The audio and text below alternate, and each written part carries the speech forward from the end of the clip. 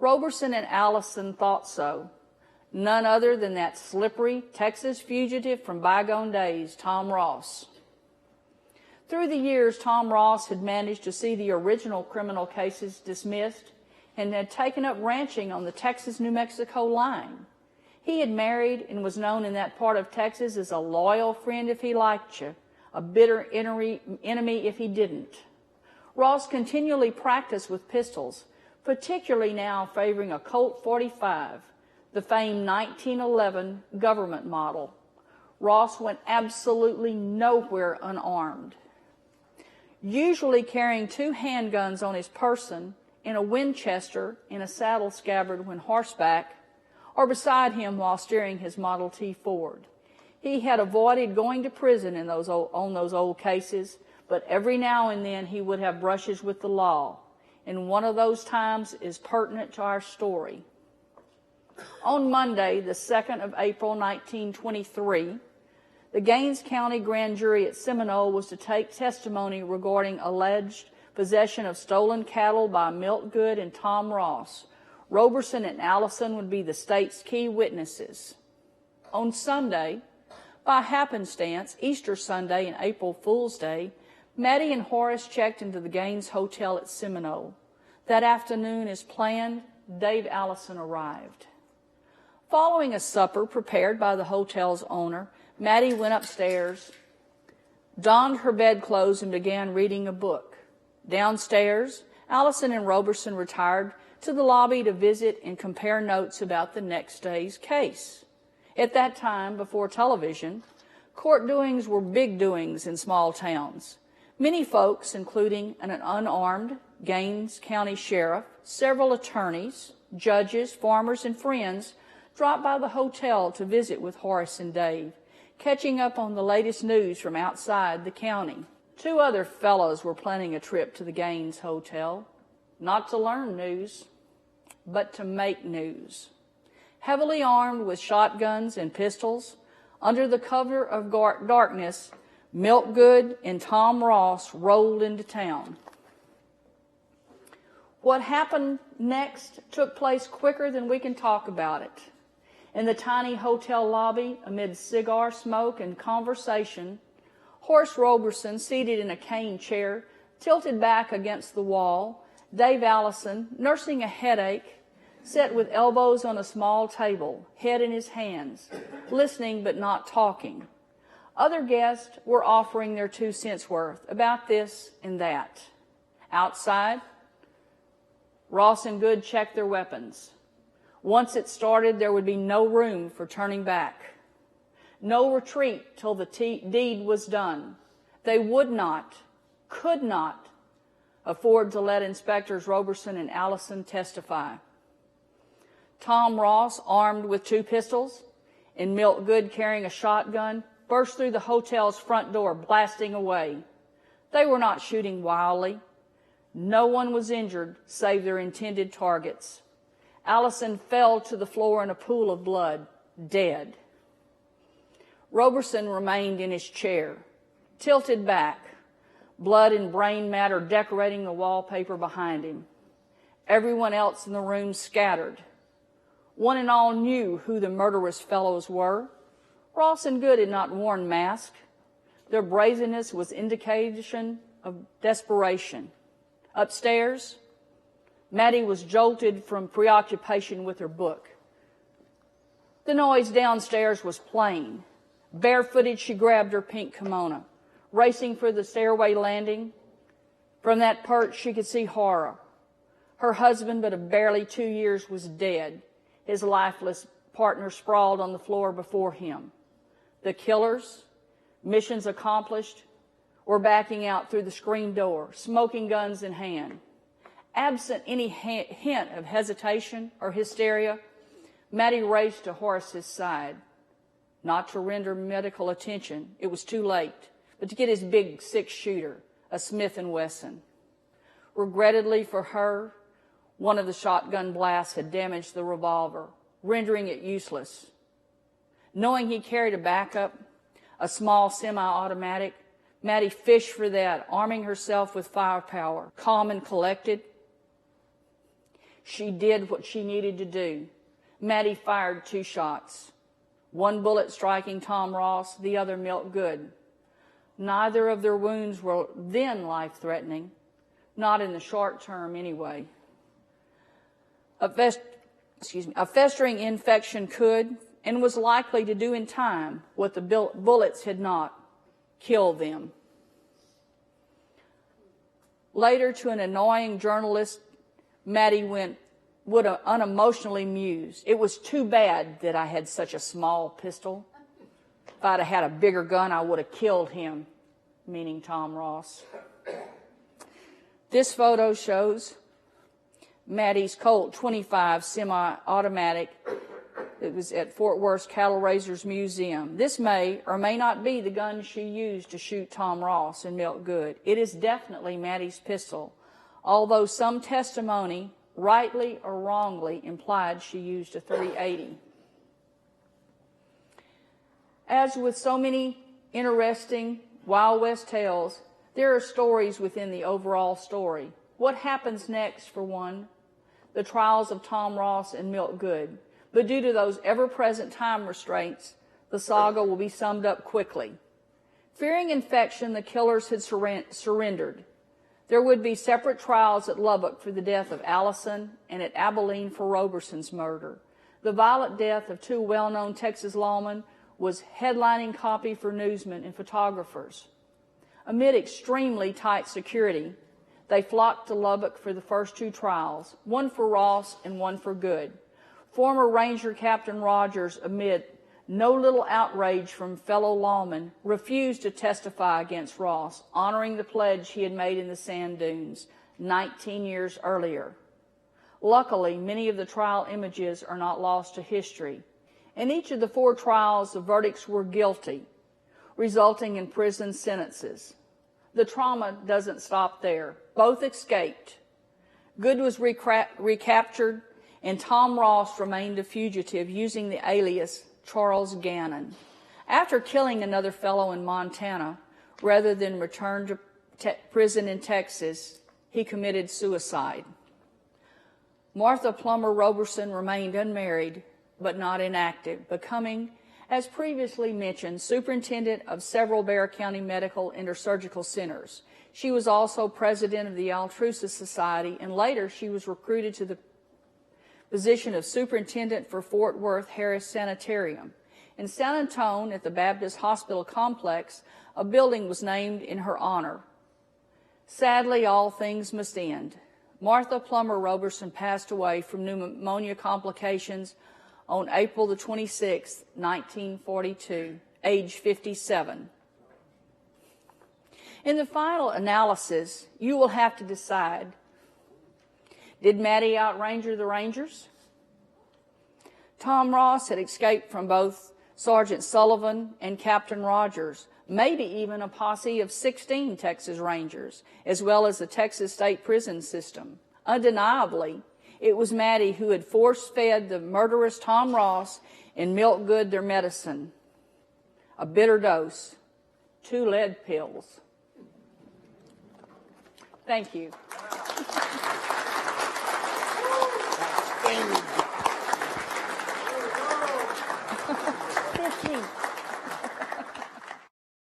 Once you start smoking, the consequences will find you. Package for James Miser.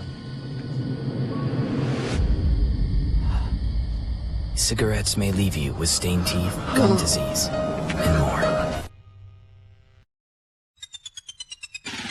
On November 1st, 2017, in their 56th season, the Houston Astros delivered Houston its first World Series championship. Indeed, the Astros defeated the Dodgers in the deciding 7th game of the series.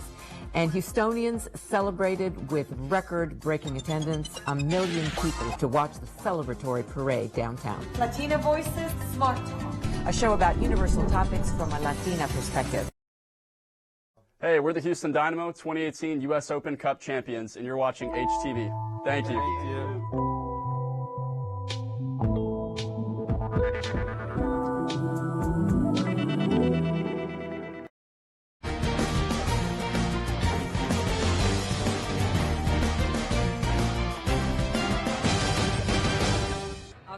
of listings happening in Houston today. We're here to talk about and help you guys be a major part of Mayor's Office versus City Council basketball charity game. Woo! Over here at the Fondy Recreation Center. The address 110 Sabine Street, Houston, Texas. Hey guys, get on over here. Be a part of this major event. I have a partner here, Nakia Lewis. Nakia, tell me, what in the world is everybody going to be expecting to do right now? Because I heard it's going to be real, real funny, very, very comical. Can you make it real for me?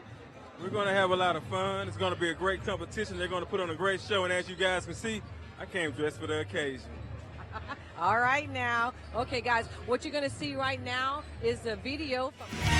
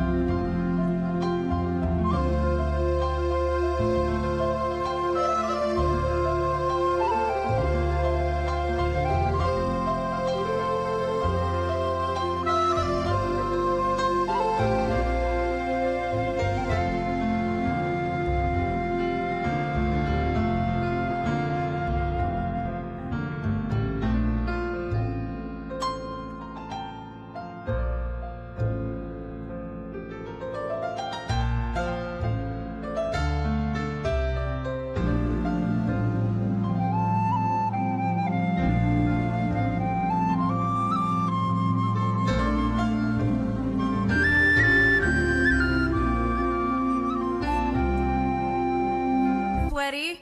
Let's get this going. Okay, so good morning to everyone. I'm Mayra Moreno, anchor for ABC 13. And I want to welcome everyone here to the 2018 Liftoff Houston Pitch Day. So, of course, I was extremely excited when I was asked to be a part of this event because I love Houston. I'm a Houstonian, and to see local businesses grow here in the city of Houston, it is just completely amazing. So this startup business plan competition is something the city truly needs, and I definitely admire it. Okay, so it will be an amazing day, and I just want to thank everyone here in the audience and, of course, everyone watching online as well. Thank you so much for being here with us. So, of course, we have 9 aspiring entrepreneurs to compete for up to $30,000 to start their very own business. The winner will take home $10,000, and runner-ups will get iPads. So, yeah, let's clap for that. I'll try not to get too close because it's very sensitive.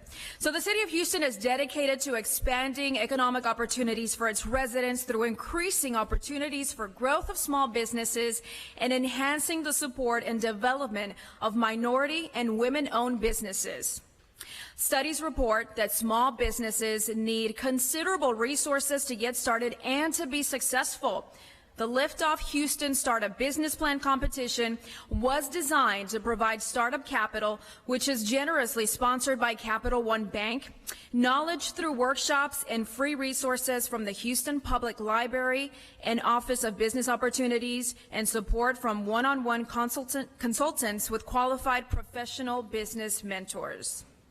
So we would like to acknowledge Dr. Rhea Brown Lawson, Director of the Houston Public Library, Carlicia Wright, Director of the Office of Business Opportunity, Meridel Priest, Vice President of Community Development of Capital One Bank, and of course, our 9 finalists, our guest judges, and our very own Mayor, Sylvester Turner, who lends his support to the Liftoff Houston Startup Business Plan Competition.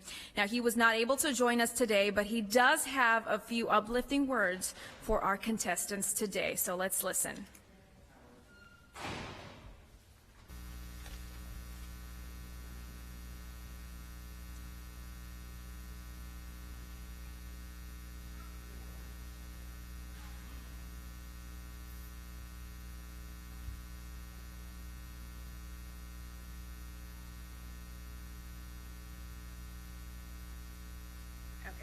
Just like live TV, we have some technical difficulties, but of course the mayor wishes everyone their luck and obviously excited to see who will be the winners. So, of course, please join me in giving everyone here a round of applause one more time so we can get the nerves out of the way.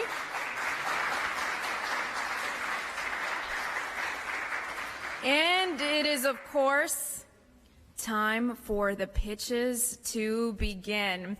So I'm going to give you a little overview of how all of this is going to work for the competition. We have 3 pitch categories: service, product, and innovation. Each contestant will be able to pitch their business plan for 4 minutes. That is going to be followed by a 6-minute Q&A from our judges, who will be sitting right here to my left. Each judge will have the opportunity to ask a minimum of 1 question. Props and samples, all the P's, right? Props and samples can be shared with the judges, but of course they must be shared within the allotted time to each finalist. Audience members and those of you viewing us online right now, we do have a fan favorite award, so you can vote for your favorite pitch after each category on Facebook. So all you have to do is follow Houston Library to choose your favorite pitch from each category, and the pitches with the most votes will receive that fan favorite award and an iPad. Okay, so let's get started. You guys ready? So we will begin with the service category, and I want to introduce our service category judges. So once I call your name, please feel free to come up here and take a seat. First up, we have Sandra Lavier of HCC, and you guys can clap as they make their way up.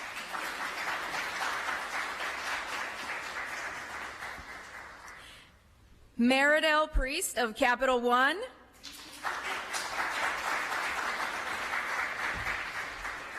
Okay, and so this is the exciting part too, because the next judge was a winner of the 2017 Liftoff Houston category. We have Henry Kakula of 4.0 GPA.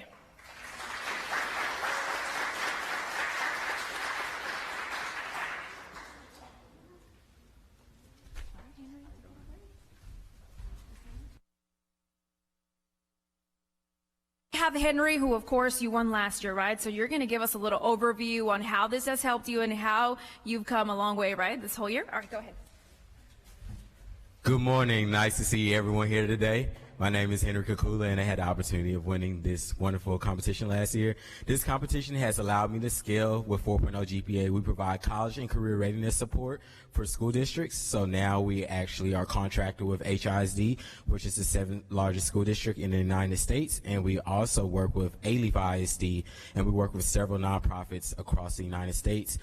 We have been featured on NBA.com, and recently this year I have been selected as one of the top 16 social entrepreneurs within the United States. So I'm very honored for this $10,000 because it has allowed me to offer over 20 jobs within the last week to different Houstonians, and we are continuing to grow and help people find their passion and do what they love.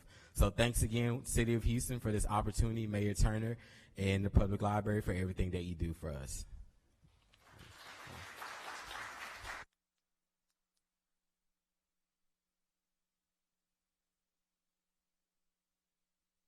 All right, so you guys ready?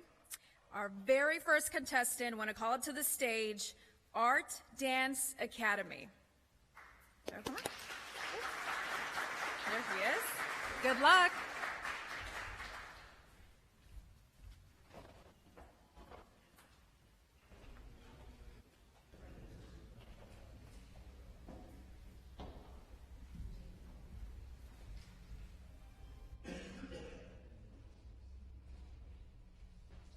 Good morning. I am Johari Williams, and I'm the CEO and founder of the Art Dance Academy. Did you know that children who are exposed to the arts have a higher graduation rate as well as better chances going into college? But currently there are 1.3 million children who are not exposed to the arts. Here in Houston, there are over 500 institutions devoted to the performing arts, visual arts, history, and sciences, but not one performing art institution is located in the Third Ward community here in Houston, Texas. Because of that, I have decided to establish the Art Dance Academy, a dance studio that is dedicated to high-quality instruction in ballet, jazz, tap, dance, and modern and hip-hop. Being a fellow Houstonian and from that community, there was only one dance studio that I was able to train in. But currently that dance studio has been closed for over 15 years. So currently Third Ward community is a performing arts desert. And the Third Ward community is located inside of 610, immediately southeast of downtown, surrounded by Texas Southern University, the University of Houston, 7 schools, 9 daycares, over 20 churches, and 2 assisted living facilities. Because of that, I would want to expose my community in which they have given me the exposure of the arts.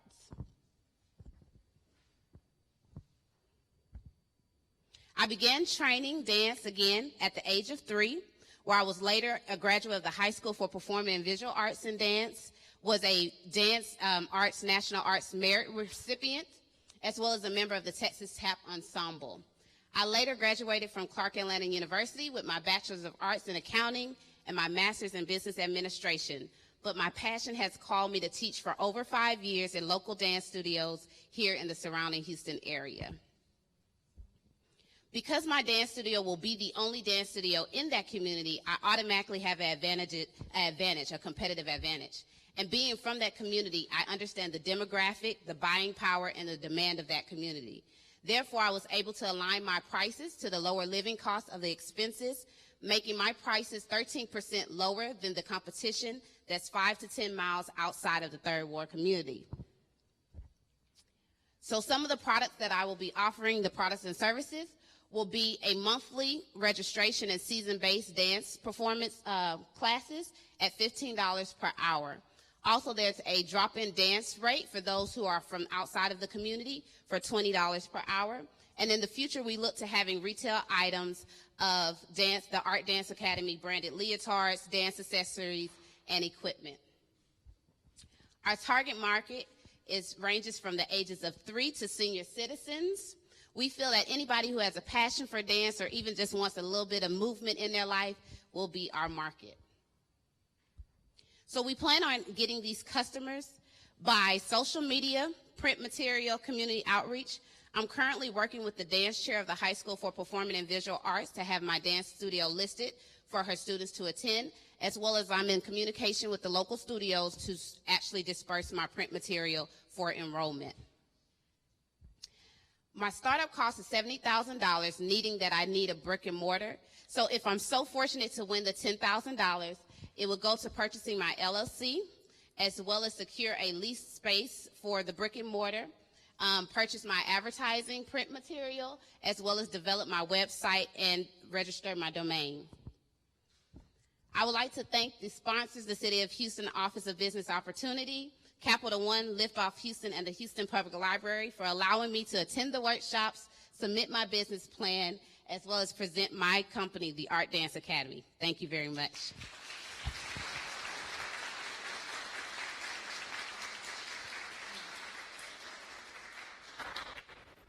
Like to go? Well, congratulations. Thank you. Wonderful idea and your passion both for the arts and for the community that you live in and grew up in. I'm curious if you've done research into the number of kids in the area that are likely to take dance, and whether you've modeled the kind of pricing model to cover the brick and mortar that you referenced. Yes, ma'am. So when I included my pricing at $15 per hour, that was based upon me having 50 students over the full year. So that will put me at a profit margin at $15 per hour. So even if I had, and that will be beginning of about 15 in the beginner ranges, 15 at intermediate, and about 20 at the advanced level. And we're working with some of the students. I actually have students in that community in which I choreograph and dance for who are waiting for me to open my own brick and mortar. So I have, as well as worked with some of the dance companies in the local schools. Thank you. No problem. Thank you. Hi. Hi. Congratulations on a good Thank presentation. Could you tell us a little bit about what's going to happen in the next couple of years, meaning your timeline, when you plan to open, and what you expect to do in the first and second year? Absolutely. So first year, I plan on opening for the fall of 2019. I'm currently in communications with a contractor for the brick and mortar. I've found my location, which will be for Old Spanish Trail and Cullen. It's centrally located right outside of the University of Houston, which has access to the freeways 288 as well as 45 and the Spur, so they're easy access to it. My plan will be in year 2 and 3, of course, continue to grow, as well as expand and having a touring dance company for the children as well as adults. So when do you expect to break even? Oh, my break even will be in 6 months. My plan is to break even at 6 months if I continuously grow on a constant basis as I projected in my cash flow. Great presentation, by the way. And what is your plan to scale when you look at school districts that are nearby? What is your short-term plan on how are you going to get inside of like school districts like HISD, Yates High School in the local area? Thank you. So since I've already been in communications with the staff, the plan is to work with the the competition teams there and then speak with the administration, because I do have a relationship with being within that community. I have those contacts already. So I'm just working on getting official approval through Houston ISD to start off to actually disperse my material, because you have to get background checks and everything like that. So I'm currently working with that, but directly with Yates and the High School for Performing and Visual Arts, I've already been in contact with the dance chairs there. Yes, ma'am. Can you tell us a little bit about those competitors? I was glad to hear that even though you're the only one in the third ward, you did look at people outside of you. So tell me a little bit about your closest competitors, where they are, and how you're different from them. Absolutely. So the closest competitor is Metropolitan Dance, which is in the Midtown area. They focus on a higher clientele, which can do more private lessons at a higher rate. And then they also feed into their own dance company, which is Met Dance and Met 2. Where I differ is a different demographic. Most of them are predominantly white students, and there aren't that many of minorities that attend that dance studio. So I want to branch out where it's more of a diversity of students. And so in the third ward community, it is predominantly minority. So I want to give those students the opportunity to also receive the same quality instruction. I have another question, yes, ma'am. too. So you mentioned that dance and movement is for 3 to seniors, and I wondered if you've given thought to how you would utilize your space and your dance studio during times when kids are in school to really maximize your cash flow. Absolutely. So during those times, I want to reach out to have assisted living facilities to use it as more like a physical therapy or a recreational dance class. So have the groups come in and just take maybe a couples dance class or just a movement and rhythm class, as well as for daycares, give them a little outing to do where they have the children just learn beginning movements as well. So I've been working and considering having that time when school is in, having the senior citizens come in and really enjoy that time and space. Thank you. Yes, ma'am. Cash flow projections, have you considered any kind of money that subsidizes the disadvantaged, in other words, grant money or some kind of contribution other than raising the money directly from the consumer? Absolutely. So I've considered in going with the local businesses, seeing if they would be willing to actually sponsor dancers. So once I find out that there is a need, a specific dancer may come to me and say, I can't afford it, go into a company, a local business, actually have them sponsor that dancer, and then highlight them on my website with the company logo and give them a bio so that they see that their money is just not going anywhere, and give them actually a development and improvement status updates. And do you have a plan to operate without an actual location as well?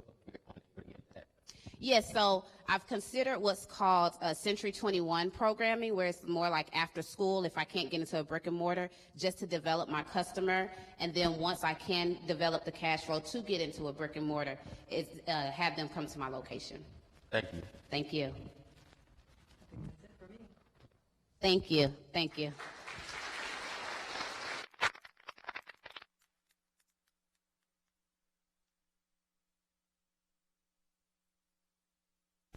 All right, let's give her another round of applause for breaking the ice and getting this going. Our second pitch within the service category is the Block of Greater Houston. All right, another round of applause.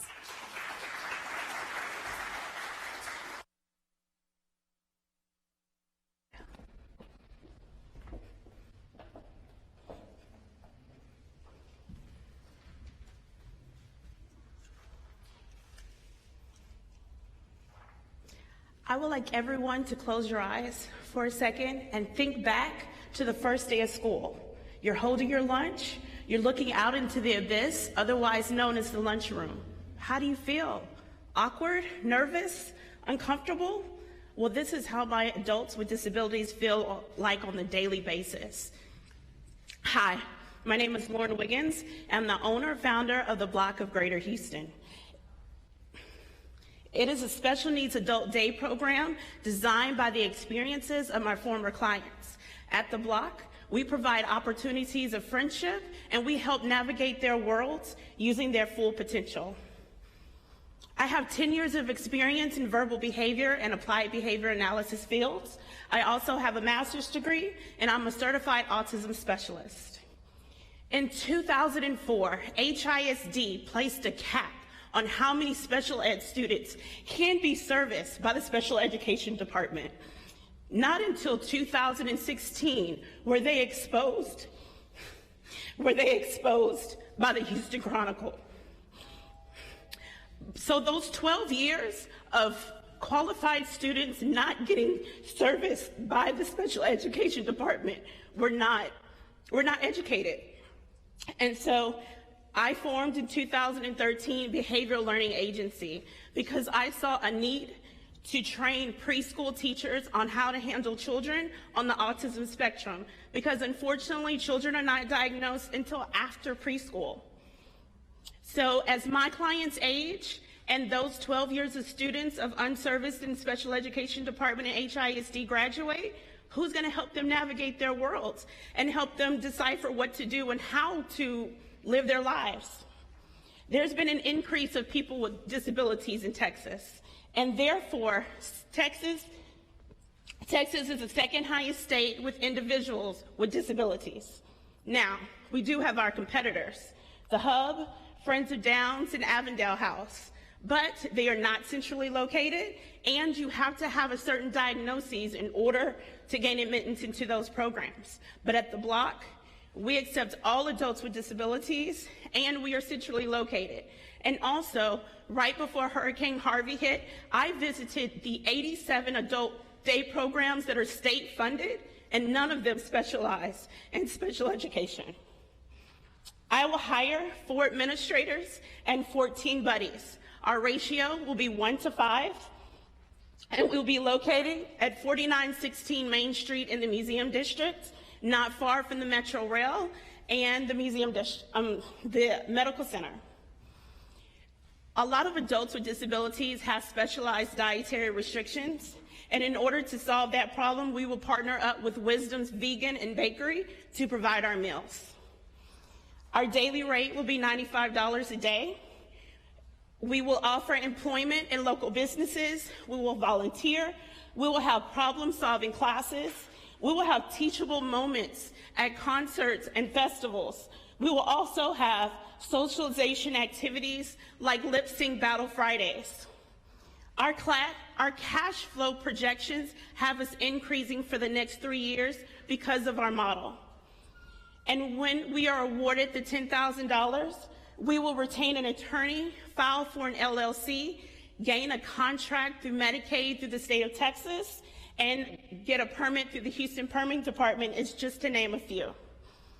I would like to thank Liftoff Houston and its sponsors by providing me the knowledge to help adults with disabilities live their best lives. Thank you.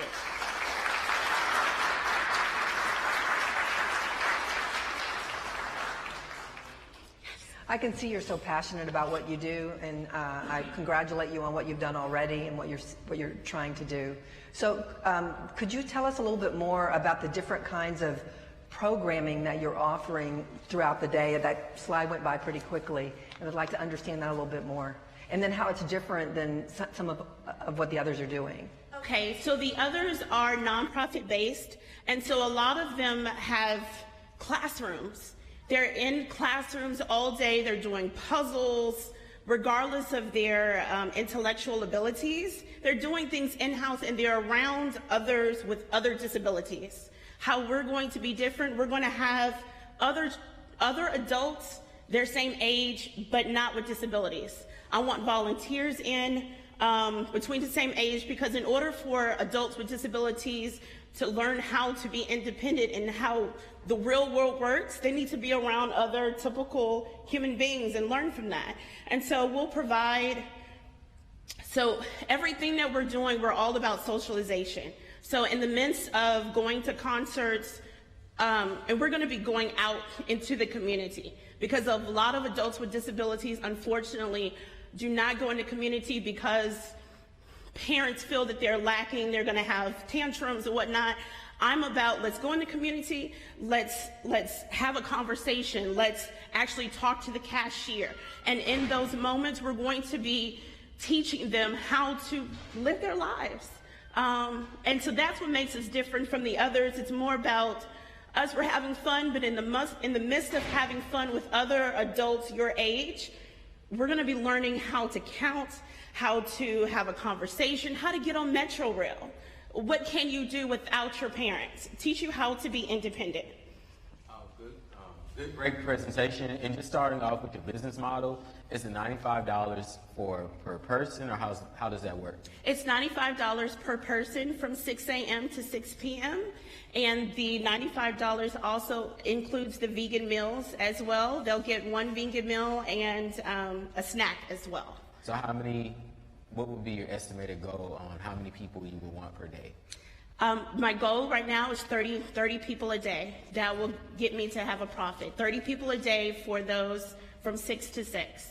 So some people, so they have the option to either be with me all day, or you can be with me half the day, and then I can have another person come in for the other half. Because I will have some adults that may not be able to afford the $95, but I will provide opportunities for them to work in the community, and that job will help cut the cost of the programming down because they're working. So they don't need to pay the $95, they will have a reduced rate. Yeah, well, I'd like to congratulate you too. I know you were nervous, but your passion really shone through. I have a question about, you referenced just now, and I think in your business plan you mentioned also the desire to promote employment opportunities for your clients. Could you say a little more about how you would connect folks who have gone through your sessions and have gained these skills to then move on to employment? So when they enter the block, I will have an interview process. I will interview the parents and the client as well to learn what their abilities are. And usually with my experience with autism, there's always that one thing that they're really good at. And I will figure out what that one thing is, and we will cultivate on that, and we'll find a job that actually corresponds to what you're good at. For example, if you're good at organizing items, it will be in an office. You can organize the paper clips and the colors, or preschool and organize the different colors of the construction paper or whatnot, or we will find the right job for you. And I've already scouted, because where we're located, there's lots of businesses around, and also the Children's Museum actually became a certified autism building, and so we're going to partner up with them as well to provide opportunities for my adults to be out in the community, so the community can see us and we can see them. Do you have a plan to scale within school districts, understanding that I know Texas is one of the worst with special education at the bottom? So what is your plan to work with school districts and take a percentage of those students into your program? Oh, yes. So there's lots of different programs that HISD or Spring or Fort Bend has right now, where, because most adults with disabilities have the option to stay in high school until about 23, 24. And so those are like life skill classes. So I will go to those classes and tell them about the block so they know that there's another opportunity once they graduate from high school. So I will be going out into the schools and canvassing and making sure I have relationships with those teachers so they know what's out there. Because unfortunately, the communication barrier is there, and they don't know where to, other than trying to find them jobs, where can they go, especially if they're lower on the spectrum, where can they go for them to continue to service their skills and figure out life? Yes. Could you please tell me a little bit more about that location? I mean, I can see that it's well positioned because you've referenced that already, but a little bit about the location, why you're picking it, why it's a great deal, and then a little bit about where in those revenue projections you plan to hit break even. And my last one in there is what have you considered regarding some kind of outside funding where someone else is paying for someone to go through the program rather than the consumer? Yes, so there are a lot, to answer the last question for right now, there are a lot of programs out here that will provide different organizations funding for the actual program that I'm also in works with right now. There's plenty of grants out there, and you don't even have to be nonprofit to apply for those grants as well. And it's only for the programming, not for the building or it's time. But we could talk later. All right. All right, thank you. Thank you.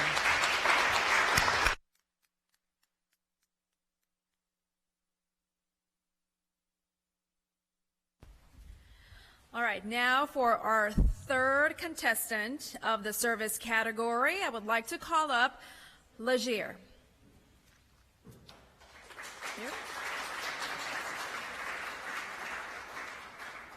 Okay, he's getting mic'd up, and really do want to give it out for all of you guys out here doing these pitches, because that is nerve-wracking for sure, and you guys are definitely doing an amazing job. Just so you know, I'm out here in the audience, and it is great to have you guys, so keep going, because you're going to do a great thing for Houston. So hats off to you guys. Good luck.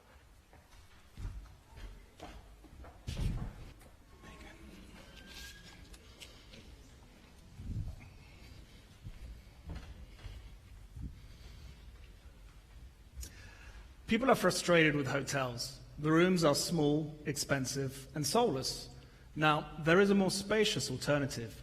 If you book on Airbnb or VRBO, you can save up to 40% a night by staying in somebody else's property. 90% of Americans, however, don't use this option. Why? Because they don't trust what they're going to get.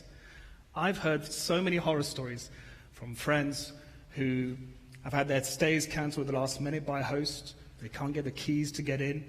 They find that the place is dirty, or they have to deal with a weird host who makes them feel uncomfortable.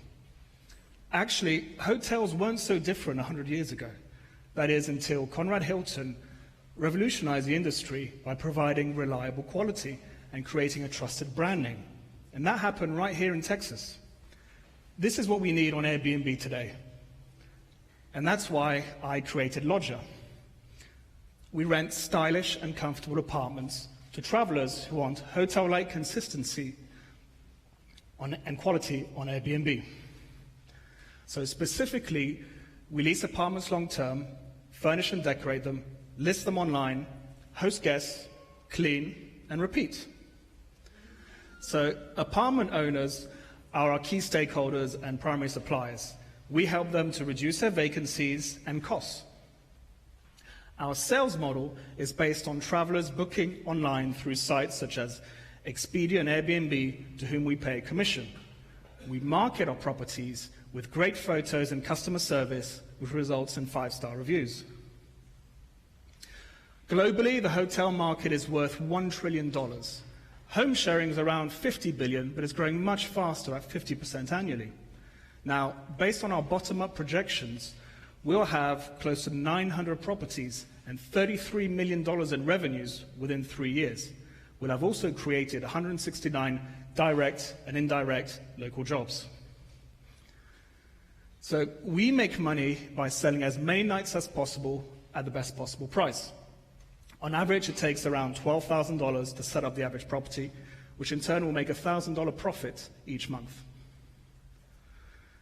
There are 250,000 competitors on Airbnb with 750,000 listings. Now, the majority of these are managed by amateur hosts. So our key competition are property managers with 2% of listings and other branded companies like Lodger with 1%. Our main source of differentiation is our focus on interior design, which our research at the University of Cambridge shows can increase property revenues by 50%. Since July, we've been in a research and planning phase. We plan to go live by year-end here in Houston, launching around 1 property a week in zip codes such as Galleria and downtown. In 2019, we'll accelerate our growth by moving to new cities. If we win, the $10,000 will help to cover all of our startup costs. These are primarily related to data, software, and equipment. Growing sustainably is critical to us. That's why we'll carefully manage our costs and cash flow and expand only if we have access to capital and our properties are profitable. So I've spoken a lot about trust today, so why should you trust me? Well, 4 reasons. 1, working for my family's hospitality business, I've spoken to 30,000 travelers, so I understand their needs well. 2, I've got 10 years of corporate experience helping companies to perform better.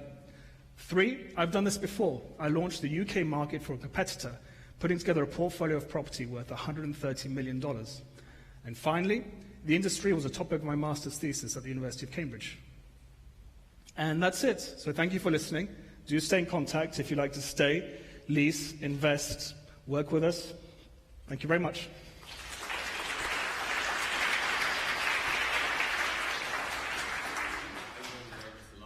Hi, very good, thank you. Hi, great presentation. Thank you. you. So the first question I had was, how do you go from your first year to second year, 628% in revenue increase? Like, how did you come up with those projections and numbers? So there are two key ways which we grow. The first is how many properties we set up a week. So we're starting by doing 1 property a week. So our we do the interior design, it gets set up. So a week is actually a decent amount of time. So in the second year, we start going to new markets. So every 3 months, we open a new market. So instead of going from 1 property a week, you're then doing 2 a week, 3 a week, depending on how many markets you're present in. And that's how the revenues ramp up quite aggressively. There's also sort of, and because you're doing properties point in time. That's why it's growing much faster. The curve is more sort of J-shaped. Mm-hmm. Can you explain more what's entailed in setting up a property per week? What is their responsibility and what's your responsibility in all of it? So basically, we get a vacant property. We work with our interior designer who will come up with a design, which we'll sort of approve. There'll be a shopping list, so we order a bunch of things online. Initially, we'll order from retailers, but in the future, we envisage having our own supply chain of furniture. So that's all the stuff that's bespoke to the property. Then there are items which are in all the properties, like the same mattresses, the same pillows, so that we ensure quality, things in the kitchen. So we move all those, set them up, photographer comes in, takes pictures, and then we sort of upload them to our property management system, which then distributes it to Airbnb, Expedia, and all the different websites for distribution. So we've allowed a sort of a 1-month ramp-up period. So in my projections, I've assumed there's no revenue for the first month, but we have expenses for the first month. That's fairly conservative because you can actually set up a property within 1 day when you're doing things sort of quite aggressively. But again, the key sort of constraint then is capital to set up the new properties, of course. So you're paying for all of the FF&E that's going into the property, and you Yes. own all of that? Yes. So, I mean, there's a few business models. Most of our business will be where we take the risk. So we put up the capital to set up the property. We pay rent to the apartment owner. And then we take, whatever the difference is between what we pay them and the revenue we make, that's what we keep. We can do a partnership model where instead either they put up the capital to furnish property or we do, and then depending on the commission rate, but ultimately it kind of ends up the same. It's then a question of our partners, what model they sort of prefer. One has more risk to them and one has less risk. And so you have people on the property to implement and to service, or they're responsible for that? So in the main model, no, we do all of that ourselves. So in terms of our teams, so we'll have a team in each market, which will be full-time, and they'll work with a number of contractors, so cleaners, movers, etc., to sort of help these things happen. Now, as you get sort of bigger, for example, I can then hire interior designers full-time, as opposed to just doing sort of freelance work with them. So is it true that one apartment complex may have apartments in it, but also a section that's this, or is it the whole thing or nothing? So typically, this is a business model which has been validated by a number of sort of other companies. So we'll start off and say, well, what do you have? And I'll usually start out and give you maybe a few units, maybe 2-3 units, and maybe in different parts of the building.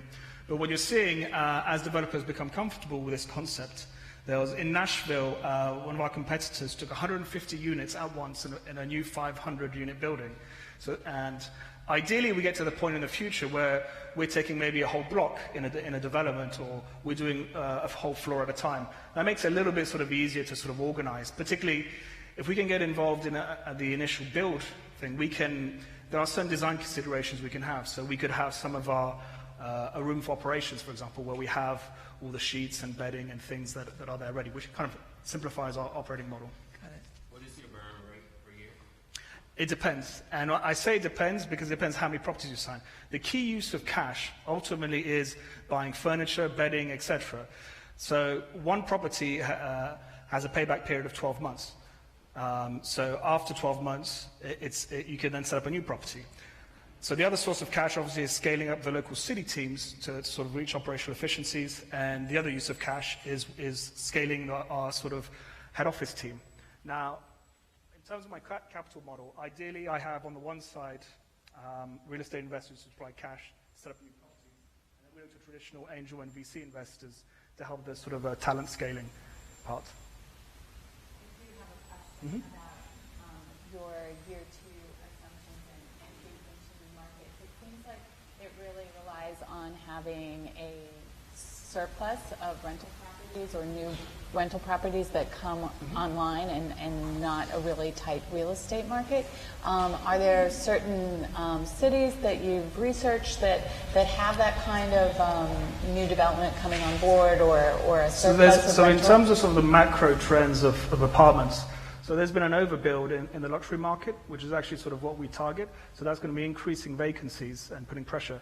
Now, and if the economy does sort of turn, people tend to then downsize if they're renting. But again, those are sort of positive segments. So I've looked at 3 markets initially, Houston, San Antonio, and Austin. gathered 15,000 data points to forecast the revenue models. And yes, I mean, I've also looked at availability. There's, I can get the vacancy rates for any apartment building that I want, and that's then a good negotiating point. Okay. Right. Thank you. Thank you. Thanks.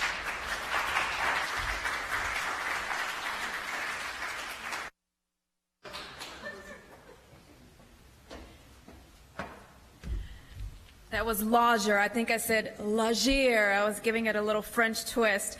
All right, let's give everyone a round of applause once again.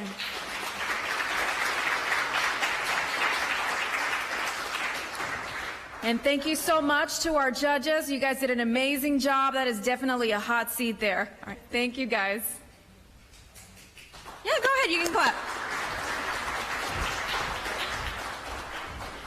So as our judges step off, just want to remind everyone we just did the service category, and we had 3 contestants that were up here today. The first one we had Art Dance Academy. Now she wants to offer performing arts in 3rd Ward.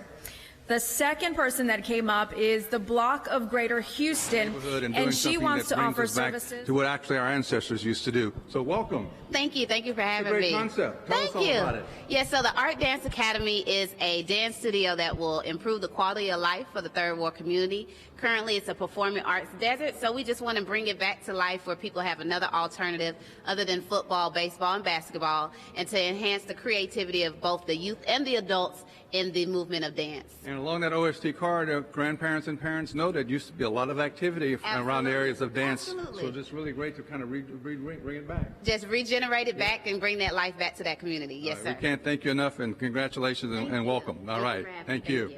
All right. Thank you. We're moving quickly here.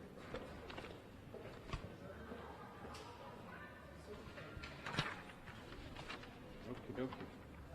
Your favorite pitch. So whoever you saw here just now, Our Dance Academy, the Block of Greater Houston, or Lodger. If you like any of those businesses, you can obviously pick them as your fan favorite, and they will win an iPad. So thank you for those of you that are watching us. Tell us all about it, because it really is a creative, innovative thing that we had this 12 years of being in the desert when it comes to special ed in Houston, and she has made sure that we've cleared that void.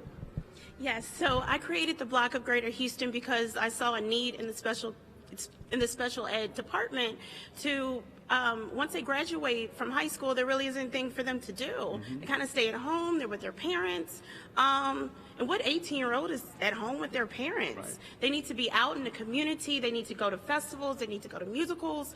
And while they are there, I'm going to teach them different life skills that they're not going to be able to be taught in the classroom. And we've been underserved in the area of special ed anyway. There's not been enough funds, and like I said, there was a whole period of time where we did nothing. Correct. And now to come back and give people a teachable moment, to use one of your words, about how important this area is for everybody to be involved in. Yes, because most adults with disabilities always have a certain skill that they have, and they're really great at it. So my job is to find out what that skill is and figure out what job you can do that skill, and you're going to be able to work. You'll be able to find a job and be a productive citizen in the community. Well, congratulations. We're going to follow your work, and thank you for your passion in this area, which is really very important to our community. All right. Thank you for being with us. All righty. And it's going to be important that we continue this wonderful discussion and debate, because the issues of mental health, the issues of special ed are so important, and the understanding that we need to have all activities for the heart, mind, and soul, from the dance to the special ed to now being able to take a break when it comes time to relax and travel, because it's all part of quality of life. And we're so glad. Tell us about your wonderful company. Tell us who you are and tell us about your wonderful company. Hi, so my name's Sebastian Long. My company is Lodger.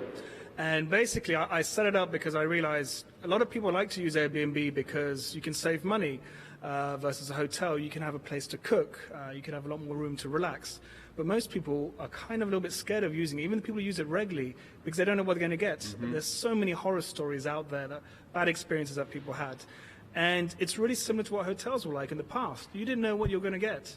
So by creating a brand that people can trust, that kind of guarantees that reliable quality, we think we can help that market to grow a lot more. And you said in your presentation you've done a lot of the research, a lot of the homework to kind of give that guarantee and that sense of being safe and secure in looking out and doing this kind of endeavor.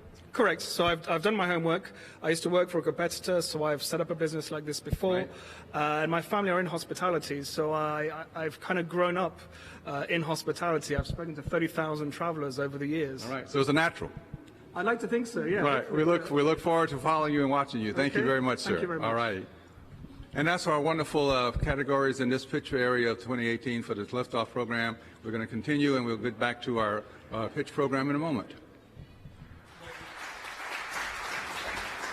Thank you so much, everyone. My name is Megan Eddings. I'm the founder of Excel Lifestyle. I was honored and blessed enough to win the product category last year. Basically, it's workout clothes that don't stink no matter how much you sweat. This was the first competition that I ever entered for Excel Lifestyle, and I'll tell you, it was invaluable. Just not only the other entrepreneurs that I've met, but the amazing banks and just support system from the bank, Houston Office of Business Opportunity, et cetera. So you're all winners no matter what place you get, and just keep hustling and grinding. And you guys got this. Thank you so much.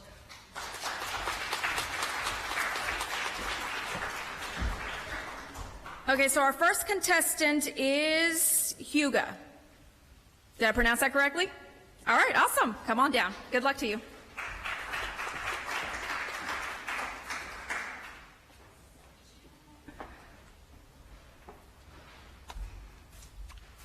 Hello, my name is Wong, and I'm here to tell you about my business that I'm launching, Hugo Goods, a vegan mini mart and eatery.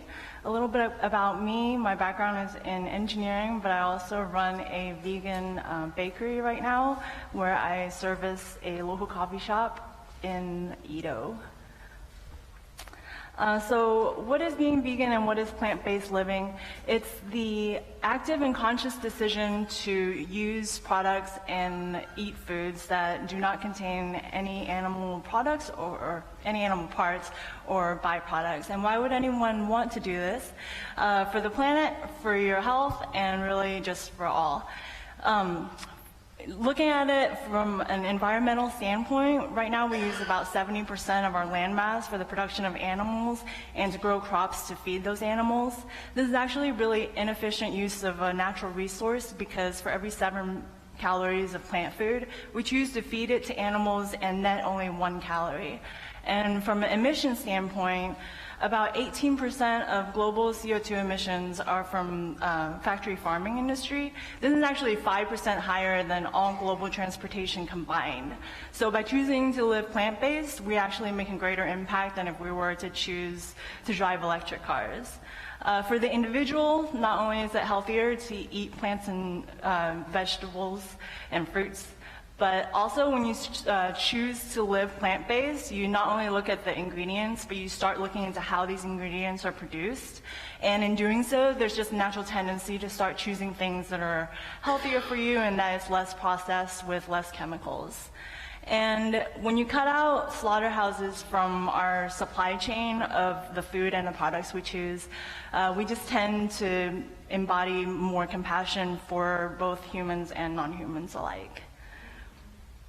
So it's actually in our name. Hugo is a phonetic spelling of a Danish word meaning to a feeling of coziness and comfort from embracing community, family, and friends. And so as a company, Hugo Goods will embody this and foster this by creating community and environment through the discovery of really amazing products for all of Houston. So the concept for Hugo Goods is that we'll be a traveling truck. So think of it like a food truck, except instead of cooking, we'll be stocking retail products. And we'll be 100% plant-based to support those who are just new to the idea of living plant-based, and for those who have been doing it a while and just want a shopping experience where they don't have to sift through ingredient labels. And in the form of a truck, we'll be able to travel to greater areas of Houston, out to the Woodlands and Katy, and we'll just be able to reach a greater community of people. Next. The products that we'll stock will include what we call meat-free meats and cheese-free cheeses. These are actually specialty craft items that I've sourced from across the United States. They're usually craft-made, small businesses, and uses plant proteins and healthy fats like cashews and coconut oil and olive oil. I'll also be selling prepackaged snacks. I've recently gone to some natural health convention where I'm able to find different products and reach out to different companies from across the globe to bring their products here to Houston. Also, from my bakery, I can stock some of the fresh pastries that I make. And in addition to food, I will also have accessories such as clothing, bath products, and normal household items that one would use. Oh, okay. Thanks. Yes, I have a question.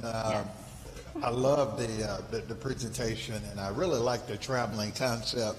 But walk me through in terms of how you've identified in terms of the greater Houston market, where specifically to go in terms of targeting where you may have the most clients.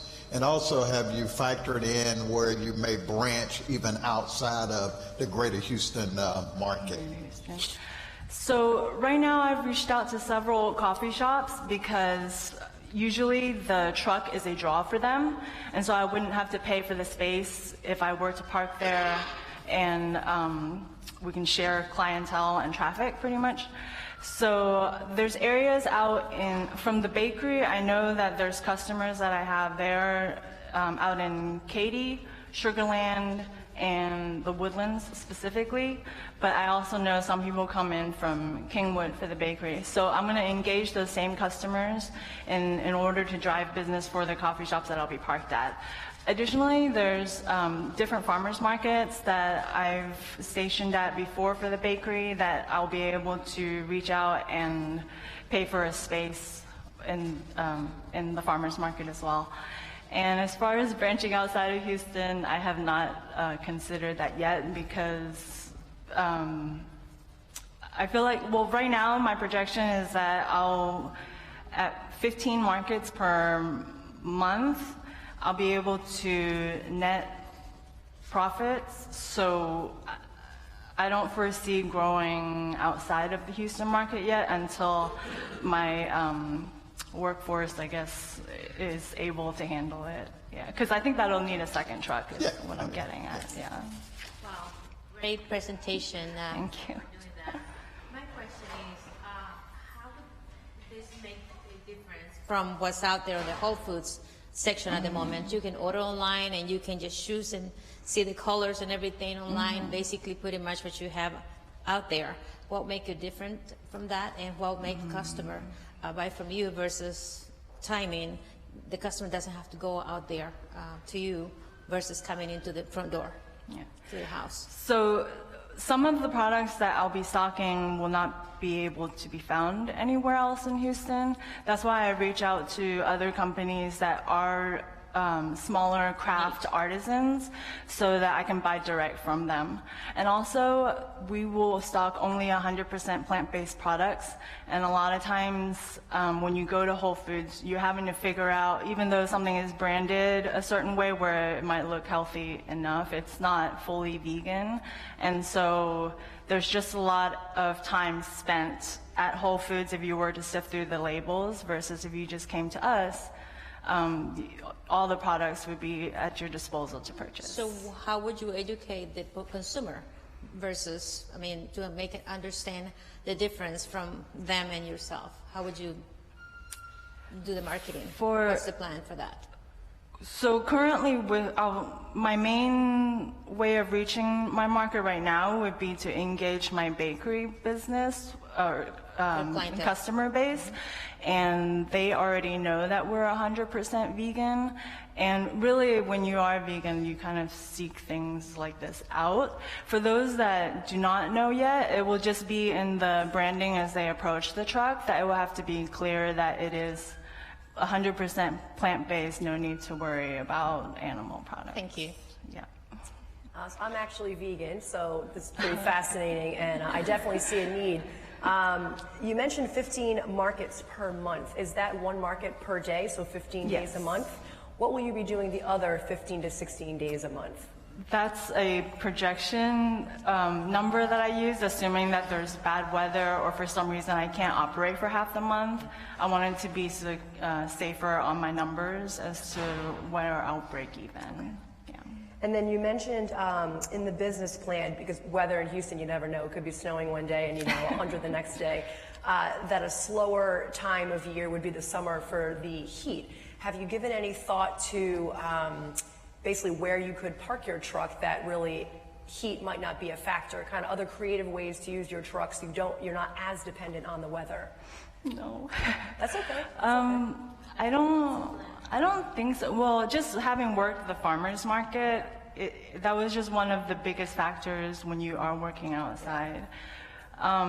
Their axle rod actually has something set up to where it's covered, but I would have to do more research on areas where it might be of less effect. I'm not vegan. Yes. So 2 quick bullet points on why I should become vegan. Just to convince you. Yeah, convince me. Two quick. I just did. No. Well, if you care about the environment or you want to make any impact at all, I really think, personally, that's what affected me when I realized that the transportation emissions is lower than factory farming emissions. And as far as your health goes, right now our life expectancy exceeds our health expectancy, which means the last 10 to 15 years of your life, you're expected to be hooked up to a machine or on a whole bunch of meds. And just living a healthier lifestyle, either through diets, or you'd be surprised, the chemicals that are in items you don't ingest, how that affects your health. So for those 2 reasons alone, I think you should consider it. Great job. Thank you.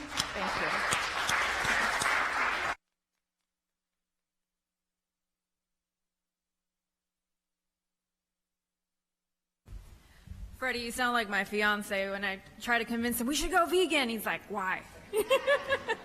Needless to say, I have yet to convince him, but great idea. One more round of applause for her. And our second pitch today is Shasta Candy Spray. All right. Reminds me, go Cougs.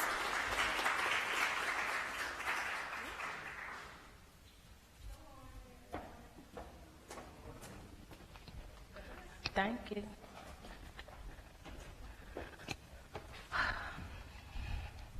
How y'all doing today?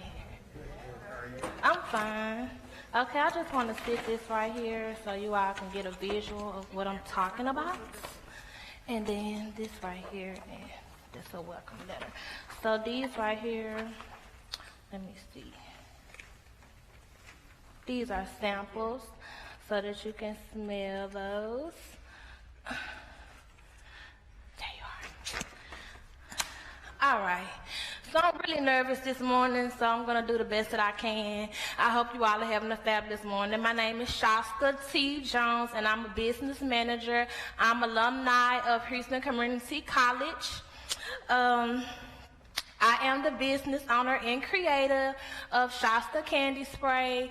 It smells like candy. Once you smell it, you might taste it in your mouth because it's so pure, you might, like that or whatever, but you can't eat it. It's actually an air freshener, but it smells and tastes like candy. Okay,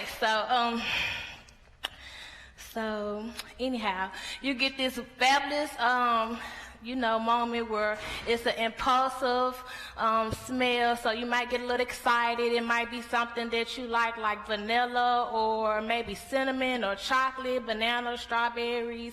So some people have smells that they really like and they get all excited about it, like, oh, okay, I want to buy these. So I just want to, you can go to the next slide. So anyhow, This product is actually for your car. So have anyone got inside their car one morning and it was like, or one evening, one afternoon, one night, anytime you get into your car, you may smell like a nasty smell, like something that's very unpleasant to your nose, and you're like, oh, you know, like, what is this smell? Like, where is it coming from? So that's why I created Shasta Candy Spray. So if you're having these issues, you can all over through your car, and so the smell is like automatically gone. It's like, no, it's not like it masks the smell. It completely is like diminish the odor. It's completely gone. Even if you don't clean out your car or anything, like, you know, somebody waste your food, or, you know, like somebody maybe vomited in your car. You know, a lot of stuff goes on when you're in your car. You have guests in your car, you're driving around. So those type of things, the spray is there to deodorize it.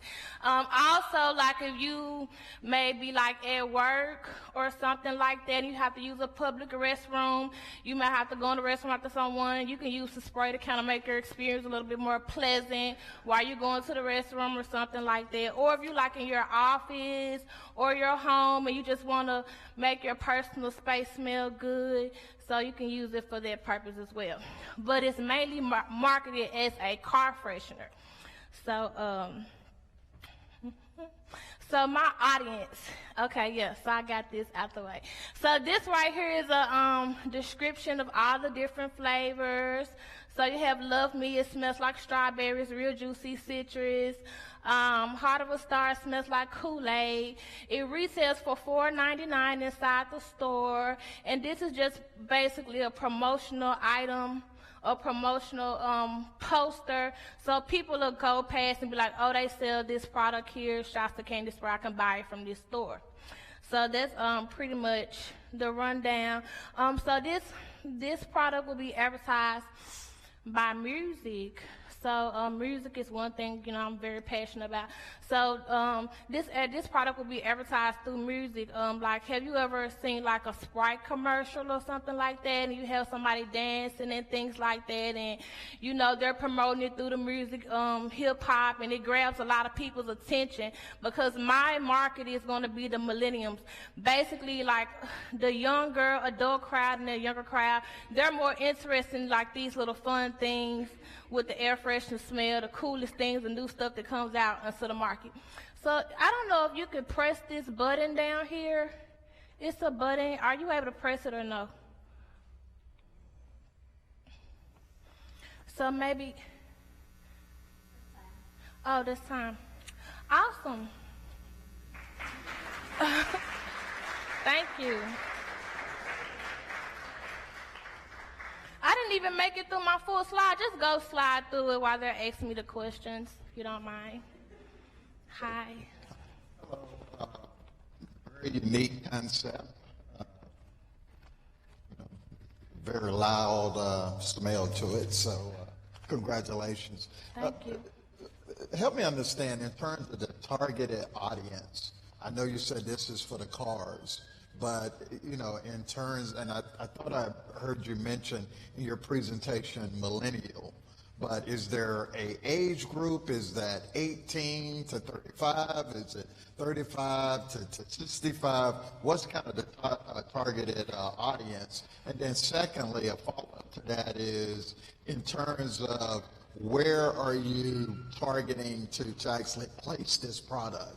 Like where I'm going to place it? Stores and things like okay. that. Right. Okay, great. So to answer your first question, I don't really think it's an age limit on cleanliness. So it's really broad for anybody who has a car, like anybody who loves nice smells and like to keep their car up. However, the way I'm going to market my product, it may grab the attention more of a younger or middle-aged crowd. Okay, I'm sorry. And for the point of sale, so the 7-Eleven stores, those are my main goals for like future references, like down the line, long-term goals. Right now I have stores, SIT goals, convenient market stores, you know, gas stations, Shells, BPs, like different stores like that. I have some of those stores now where the product is placed in there, and that's where you will mainly go to buy the product. However, to get a big marketing scheme going on so people know exactly where they can go get it from to make it more broader horizon of where you can buy this product from, I'm trying to get a contract with 7-Eleven, AutoZone, HEB, just a chain of stores, so when I do market it on TV or through social media, I can have pinpoints where people can go get the items. Also online. So they smell awesome, and I love smelling good, obviously, and I love color. And so I think the packaging is super great, especially with that millennial target market.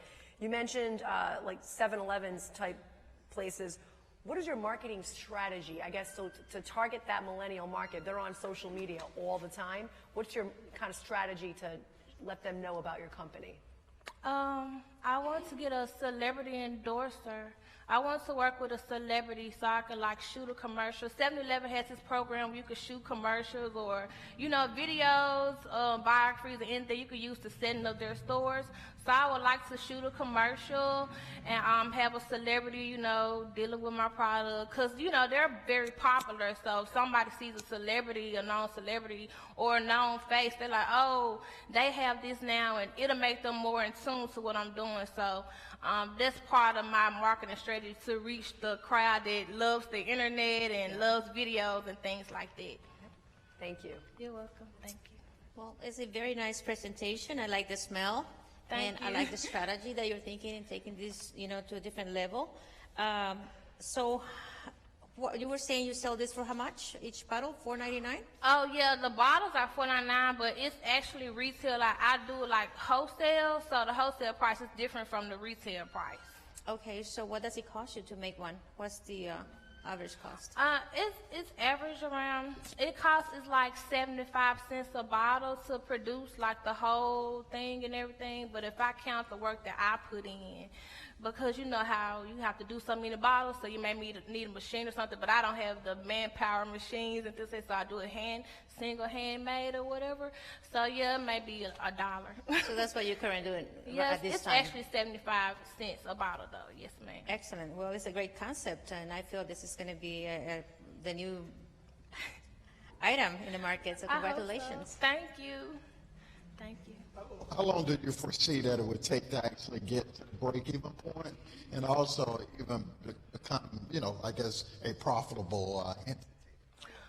Well, I'm a very hard worker. Like, I don't have, I'm not married or anything. I like devote all my time to work because this is all I can do. So basically, if I get if I get 400 stores, I will break even with like all the money that I put into my business, and that's not even selling it the price that I normally set the rate for per box. If I drop it down, because I might have to negotiate due to the competition, then it may take a little bit more stores, but 200 to 400 stores, I will break even. And if I do 7 stores a day, I can break even in 90 days. Are you marketing for the greater Houston area, or are you looking to go outside? Where are you pushing this particular product? It's going to be marketed in the greater Houston area because I actually want to work with the celebrity in Houston. However, I'm from Memphis, Tennessee. I moved here to Houston, and I have stores in Memphis that I've dealt with way before now, so it's going to be marketed there as well. I have a few stores in Little Rock, Arkansas, and I have a few stores in Dallas, Texas. Do you have your product in those stores as well, or already? Yes, okay. ma'am. And what has been the feedback from the consumer? They love it. They love it. Like, I mean, once I give a sample out, it's sold. It's like it sells itself like that. I get so many compliments, and then people tell me how it works too. Like, it's not only smell good and looks good, it actually works. Thank you.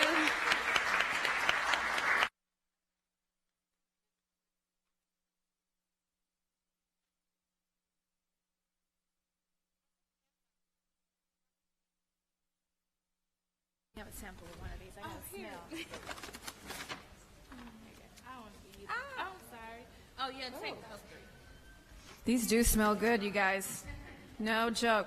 You said I can eat it too? It's like you spray yourself, spray your mouth. Give her a round of applause. She did great. Okay, our third pitch for today is Olympus Watches. So let's give Olympus Watches a round of applause. You guys need a sample? I have 2 more. They do smell good for your car.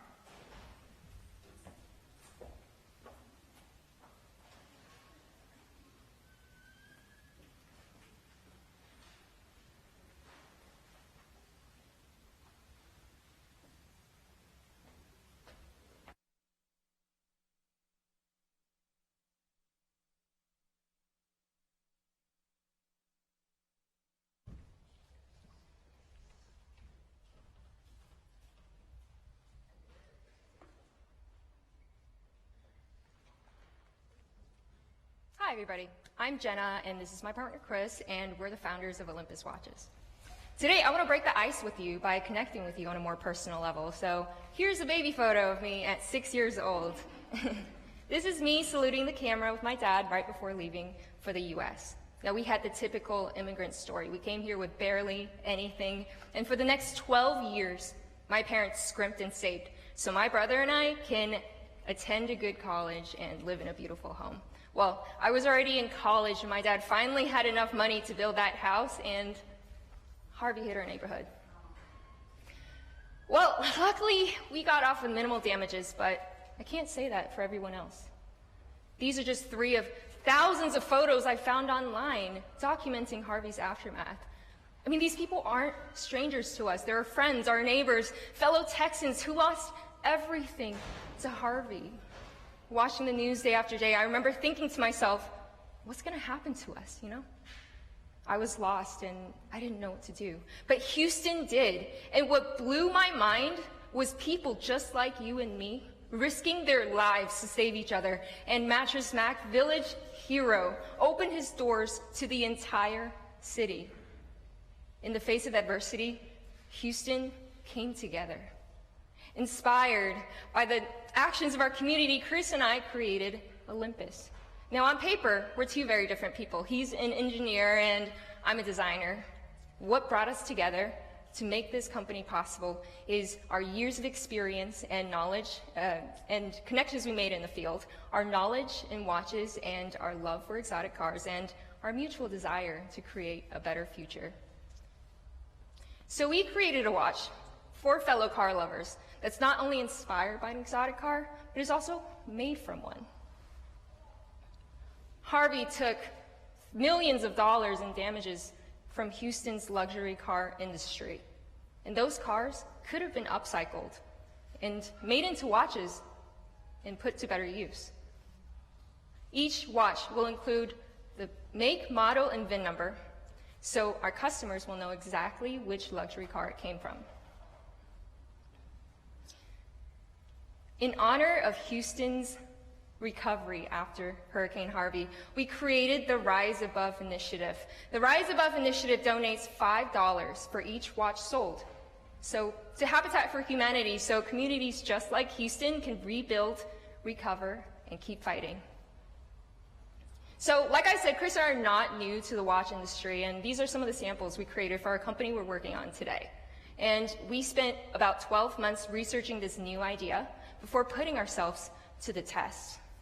The $46 billion quartz watch industry is still growing and is going strong, with companies just like us, namely micro brands, crushing the crowdfunding game by raising hundreds of thousands in seed money before even launching a product.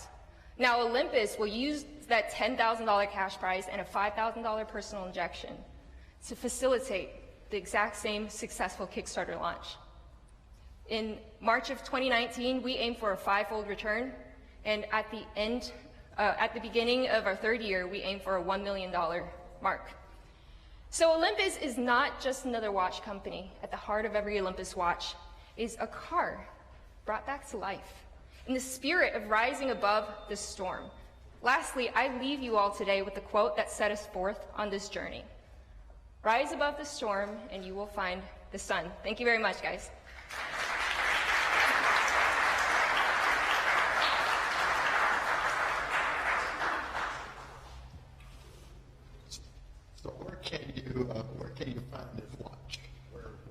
Is it retail? Is it online? Where can you get this product? So we are a direct-to-consumer model, and what that means is we cut out all the middleman and we cut the costs and pass the savings on to our customers. So what we do is we sell exclusively online, and every new collection we have, we launch a Kickstarter. That way we mitigate the risk by collecting the money up front and then creating the product to sell later. Will this be your first Kickstarter campaign you all have launched, the one you're about to do? This will be the first, but we do have a lot of connections in the field that are more experienced than us, and they will give us the guidance and actually collaborate with us to create the Kickstarter. Awesome. I do, but go ahead. Yeah. Oh, I guess because collaboration, you mentioned Kickstarter. So basically Kickstarter, before you even hit that go live button for the 30 days, it is more than a full-time job just to kind of get the exposure out there. What's your plan to have the consumer know about when you guys go live on Kickstarter? So we plan right after today to hit up our PR manager, which she's a great person, awesome person. She's actually the director of communications at the Houston Auto Show. And what she does is she will give us the access to Houston Auto Show Benefits Gala, which is happening in January, where we will personally promote our product to all the people that attend, as well as attend the Houston Auto Show and promote our product there.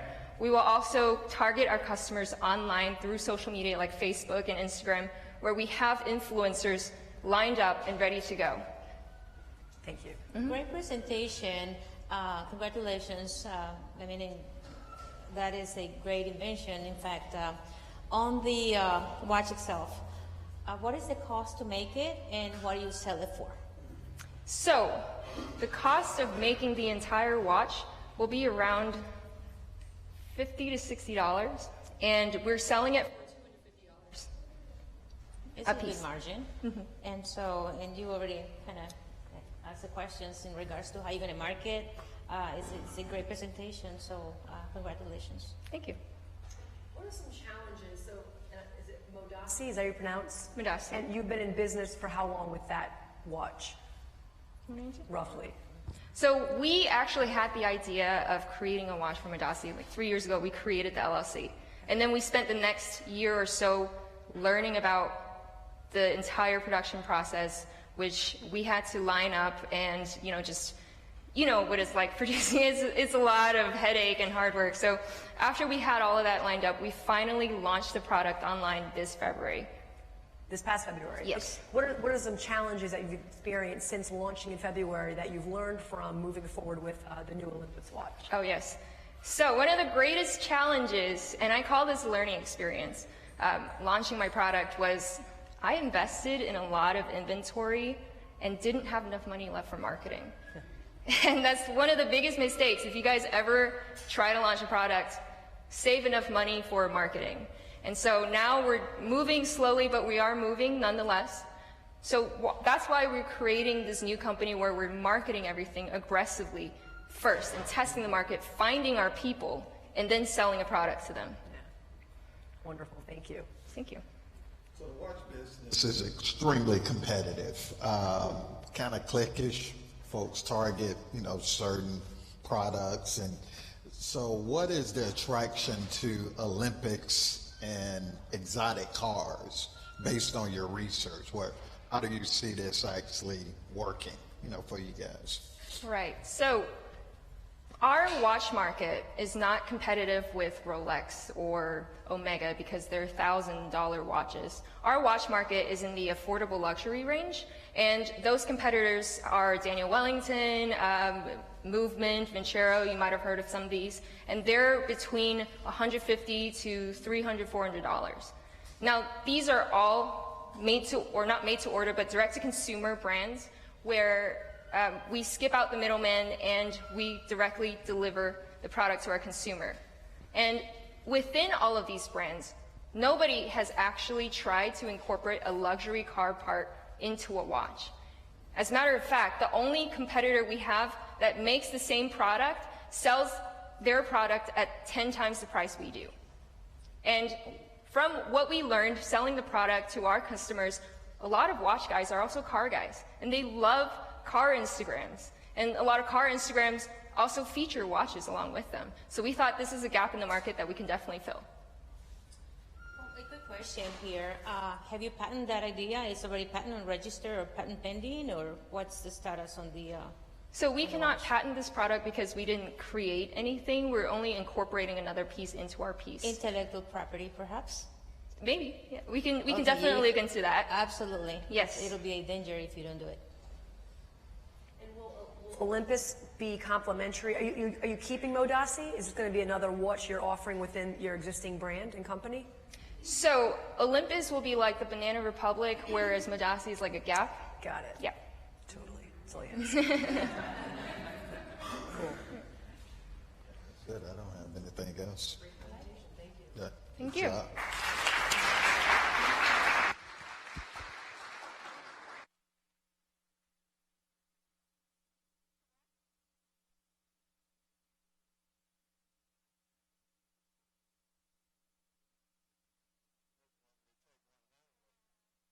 You guys were eyeing those watches, huh? See if they stay behind. Let's give them another round of applause. We're the 2018 pitch competition here of Liftoff, and we are with one of our wonderful finalists, Kyle Wong, who has a great concept for a food truck, not any food truck, a vegan food truck that is certified healthy, that also gets to that point of we all need to eat better so we can live longer. Kyle, welcome. Hi.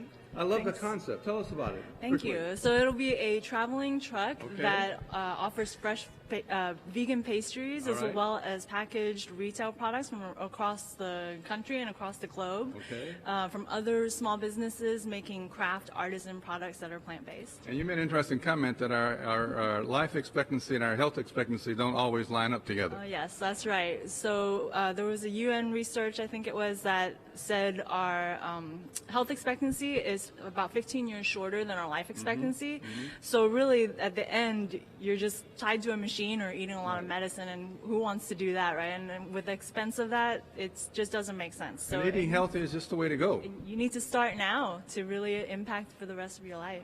And we're going to get this food truck rolling somewhere end of 2019 or somewhere there yes, about? That's right. I'm getting quotes right now and expanding the bakery to be able to fulfill the demands that this truck will require. I think it's a great idea and concept because it helps people understand that this lifestyle is not optional. It's a healthy lifestyle is something we all should be aiming for, and this gives us a good shot at it. Yes. Well, thank you, and congratulations, and best of luck to you. Thank you. All right, just stand right here with me. Come. There we go.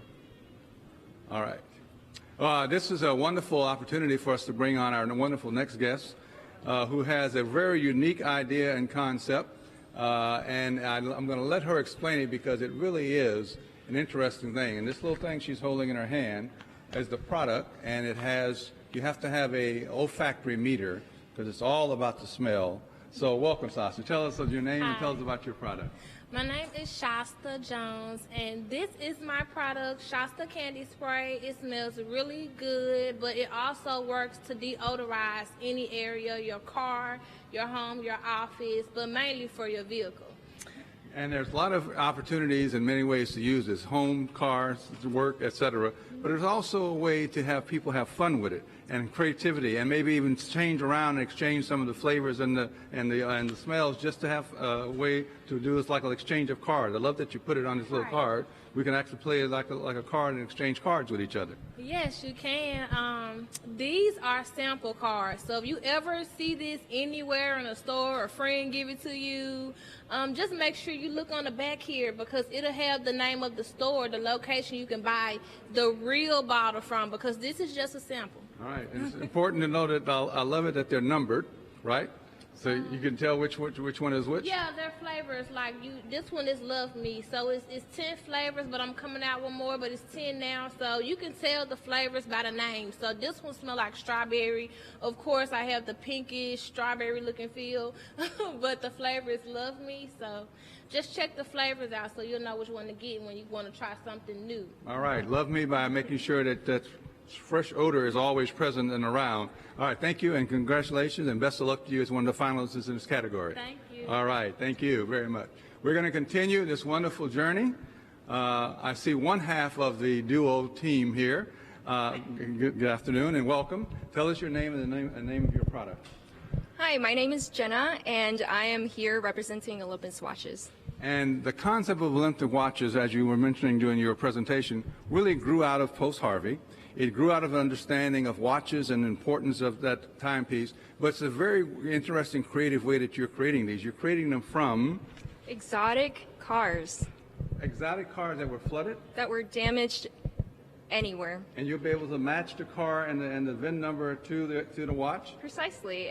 We will have the VIN number, the make and the model on the watch, and each watch will have their unique VIN number, so you'll be able to know exactly which car it's from. It's a great creative and innovative idea and concept. We wish you the best of luck with it. I think it's a way to keep the remembrance of the service and helping and serving each other post-Harvey alive. And there's also a foundation, or what's the phrase line that you have about helping others? It's the Rise Above initiative. It's inspired by Houston's recovery after Harvey, and we will donate $5 for each watch sold to Habitat for Humanity so communities just like Houston can rebuild, recover, and keep fighting. All right, there it is. Doesn't get any better than that. We heard it from ourselves. Thank you very much for being with us today. All right, very important concept that we continue to grow and develop as we go forward in the way we think about innovation, creativity, products, and service that allows us as Houstonians to be part of the journey by helping, giving back, and being ongoing. It is very important that we give back, that we continue the post-Harvey love experience that we had in Houston as Houstonians and continue to grow that in everything we do. It's about our common humanity. It's about us as Houstonians coming together, not only in time of need, but also as we go forward into the future. Who has pitched. This is incredibly tough, and you've all done a great job. So I'm Deidre Mathis, owner of Wonder Stay Hotels. Our first property opened here in Houston, Wonder Stay Houston. We are a hostel concept that caters to budget-conscious travelers. So after traveling 40 countries and all 7 continents, I fell in love with the community idea of bringing people from all over the world together, and I've done that with my business. And with the help of Liftoff Houston, I was actually able to launch. So this time last year, we weren't actually open it, but with the prize money that I won, I was able to use those funds to get open. So I really thank Liftoff Houston and Capital One for creating this opportunity, and it's been amazing. So thank you all.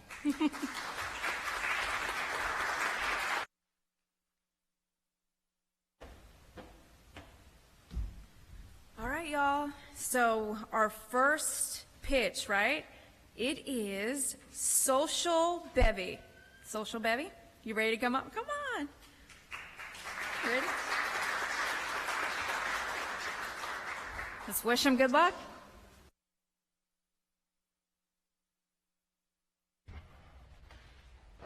Good morning or afternoon. Okay, by show of hands, who in here enjoys having a good time? Whether it's with your friends, family, co-workers, by yourself. Maybe you don't like your family that much. I get it, me neither. It's okay. But when you're looking for a good time or you're thinking about a good time, how do you go about finding these events and activities that you like? Where do you go? Do you ask people you know, tap into resources you have? Do you search websites, Eventbrite, Google, Facebook? And what if you want to go to these events? If they require travel, transportation, or a ticket, do you then have to go to another app or website to then make those arrangements? You see, that's the problem for you, me, and millions of people all around the world. Now imagine that you had a tool that served you as your social concierge, that held your social footprint, your social DNA, so that you never had to worry about finding events and activities that you like. Nor would you have to surf the internet to make travel arrangements, to buy tickets, to book a hotel. You could do it all in one place. And that's why, ladies and gentlemen, I'd like to introduce to you Social Bevy. Social Bevy is a mobile concierge platform that connects social seekers to events and activities tailored to their individual tastes, rolling the services of multiple platforms into one. It provides a complete solution to social activity. Now, we're able to do this because users come to our platform, they set up a profile in which they identify with their social preferences, and using different categories that we might provide. Now, we want to know that you like categories, but we want to also know what within those categories that you like. If you like music, we want to know, is it jazz, is it country, is it rock? If you like art, we want to know, is it dance, is it theater, Is it opera? So using that information and our algorithm, we're then able to provide our users with tailored information to their own preferences. Now, you might say that there's a bunch of apps out there, and there are. However, directly, we have no competition. Indirectly, we compete with a few apps you may have heard of: Facebook, Eventbrite, Travelocity. However, directly or indirectly, no company offers the complete solution of services that Social Bevy will provide. Now, here's what we know. 224 million Americans own a smartphone. How do we know? Most of y'all in here own them right now, right? Of which we check our phones about 80 times a day. Now, 50% of the U.S. consumers expect to find the information that they want or need on their mobile devices. What does this mean, people? This means that social dependency of mobile phones is on the rise. And that what leads into our sustainability and scalability as a platform, which we plan to monetize through our consumers using both in-app transactions and digital marketing. We'll add more services as we grow. We're all human beings. We're all social beings. Social Bevy will be that tool that connects people to the events and activities that they look for. Now, I want to ask you and thank you, because the funds that we use today will be utilized to finish our development and or for marketing. And I'd like to ask you to join me in providing a social solution for people all over the world. Thank you.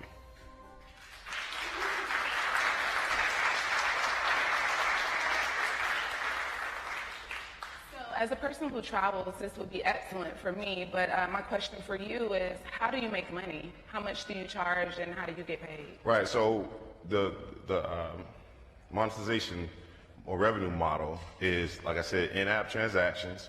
So basically when people buy tickets to an event, we'll have a service charge to both the user and the producer. Anytime somebody books a travel, we have convenience fees, service fees for that. We'll get commissions off of anytime somebody books an Uber. So anytime somebody makes some sort of transaction within the platform, that'll be one way. The other side of this is that we have producers, our event producers, who provide the events, who provide the content. We also charge them in terms of using digital marketing. We're also as a one-stop source, a solution for them from a digital marketing standpoint to be able to market to an audience that is looking specifically for what they're offering. So we're almost like a matchmaking platform for those who are producing events and for those who are looking for them. But how are you making money? How much are you charging? Are those charges different per transaction? Yes. So everyone will have a different fee associated with it, right? So, okay. And then so with traveling, we'll just have like a commission that we get based off of that sale, right? Okay. And then other fees we'll make accordingly. Yeah. So it'll vary. Okay.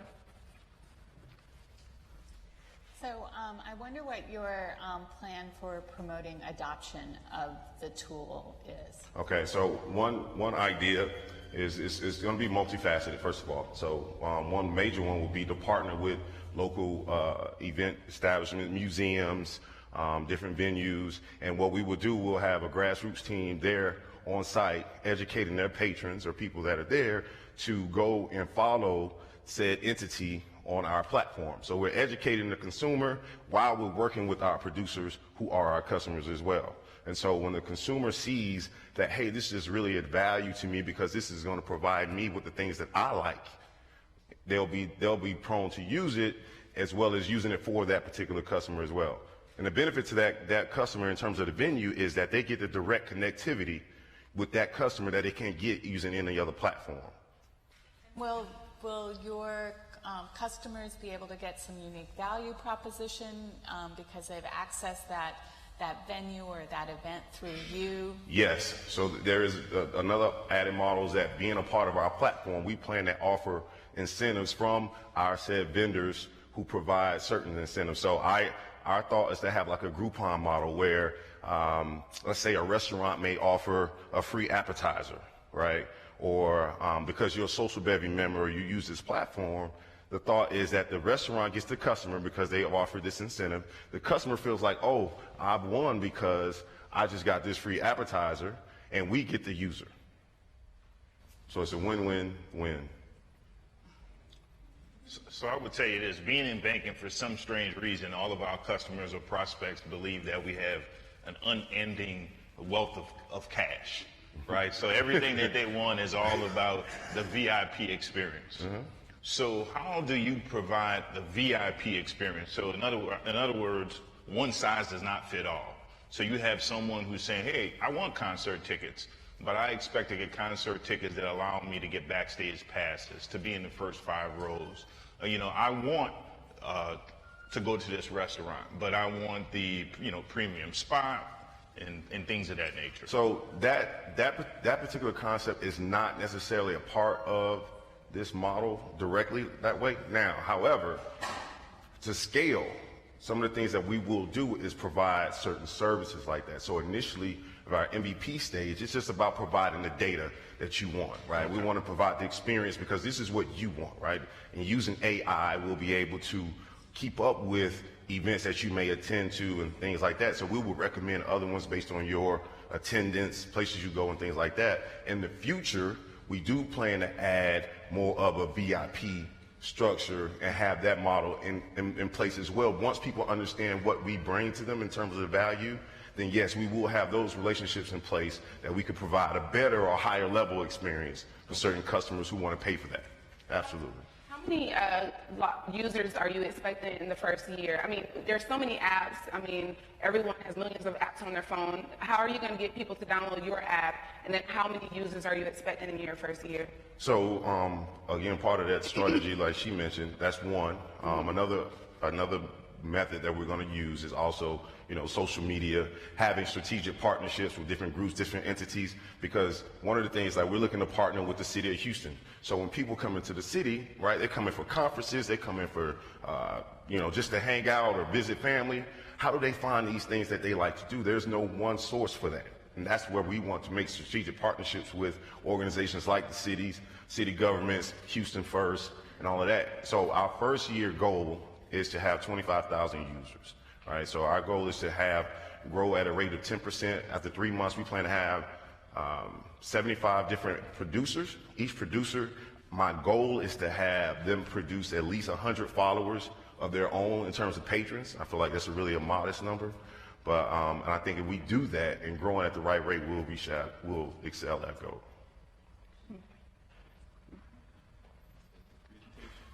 I have one more question. When you think about this work, what is the really necessary first step to be able to get to minimum viable? Is it to have all those producers locked up, or is it the app functionality? And could you give me a sense of what you're working on next?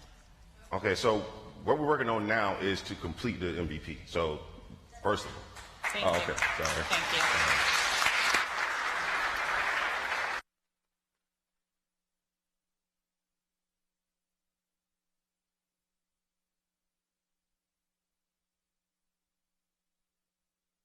Oh man, you guys are going to have a tough time. All of these are so good. Okay, we have our next one is VR Stadium. So let's give VR Stadium a huge round of applause because we're coming to the last one soon. Good luck.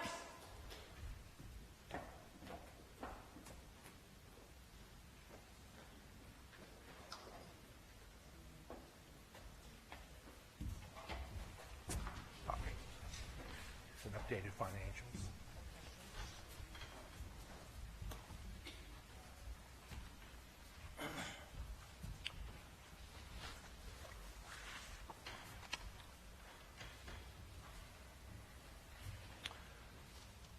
When the world thinks about Houston, they think about NASA, the Texas Medical Center, oil and gas, and sports. But how many people would think of Houston as being the global leader in planetariums? Today I'm going to show you the theater of the future. I'm going to tell you how you can experience it now. Someday, in the not too distant future, these will be in our homes. I, Matthew Doherty, George Shea, and Tony Butterfield, we are the principals of VR Stadium. Our story begins with the Houston Planetarium. Houston was the first digital planetarium in the United States. Today, we are the highest resolution planetarium in the world. From a NASA grant, Houston created mobile planetariums that are currently being used throughout the world. They are being used by millions of children around the world. Working with Baylor College of Medicine, I collaborated with the Houston Museum of Natural Science, and I developed a biomolecular dome. And working with Tony Butterfield for the Houston Museum, we traveled the world presenting our dome movies to Nobel laureates, to scientists, the public, and for children. Several years ago, Tony and I began thinking about VR in the planetarium. And we realized that VR games and planetariums use the same technology. 12 years ago, Steven Spielberg predicted the future, the movie theater of the future. It will be all around you. It will be above you. You will interact with it as an interactive experience. We see this as the chicken and egg problem. There are no theaters because there are no venues. There's no theaters because there's no content. And there's no content because there's no theaters. We believe esports is the way to solve this problem. Over the last 3 years, we've been developing software and prototypes. We have designed and are now preparing to manufacture dome theaters. In this example, we can seat 20 people, but we can also put in couches. We know what the VR arcades are doing, and we realize ambience is critical to branding and for customer engagement. We decided that large VR phone booths are the way to go. Combining them, we can display VR games in the planetarium. We can network them, build sporting leagues, sell tickets, and pay the players. Parents can watch their kids play VR games.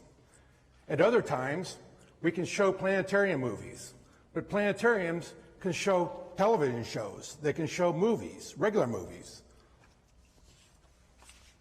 We can rent the space for small parties or to film producers. We've identified 20 different revenue streams, excluding food and drinks, which we will leave for other people to figure out. Our storefronts will become the showrooms of the home builders to see, and the dome theater experience for the general public pleasure. We've finished our third model working with an established manufacturer in the home building industry.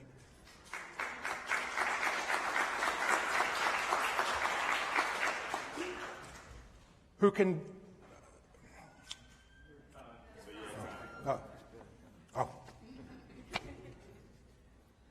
Thank you for the visuals. I'm a visual person, so it really helped to see that.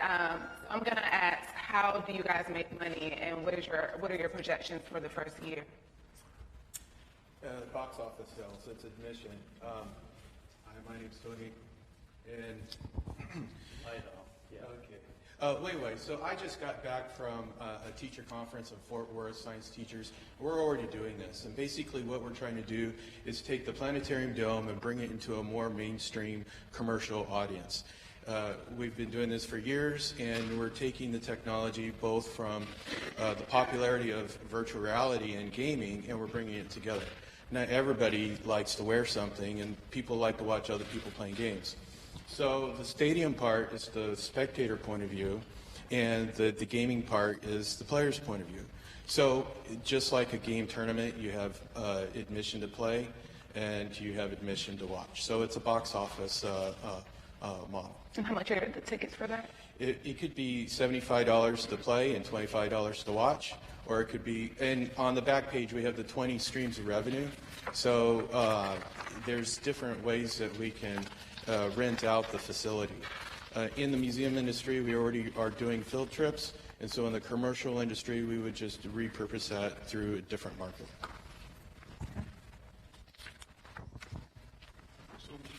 Let me ask you around cost. So what's your cost, your investment?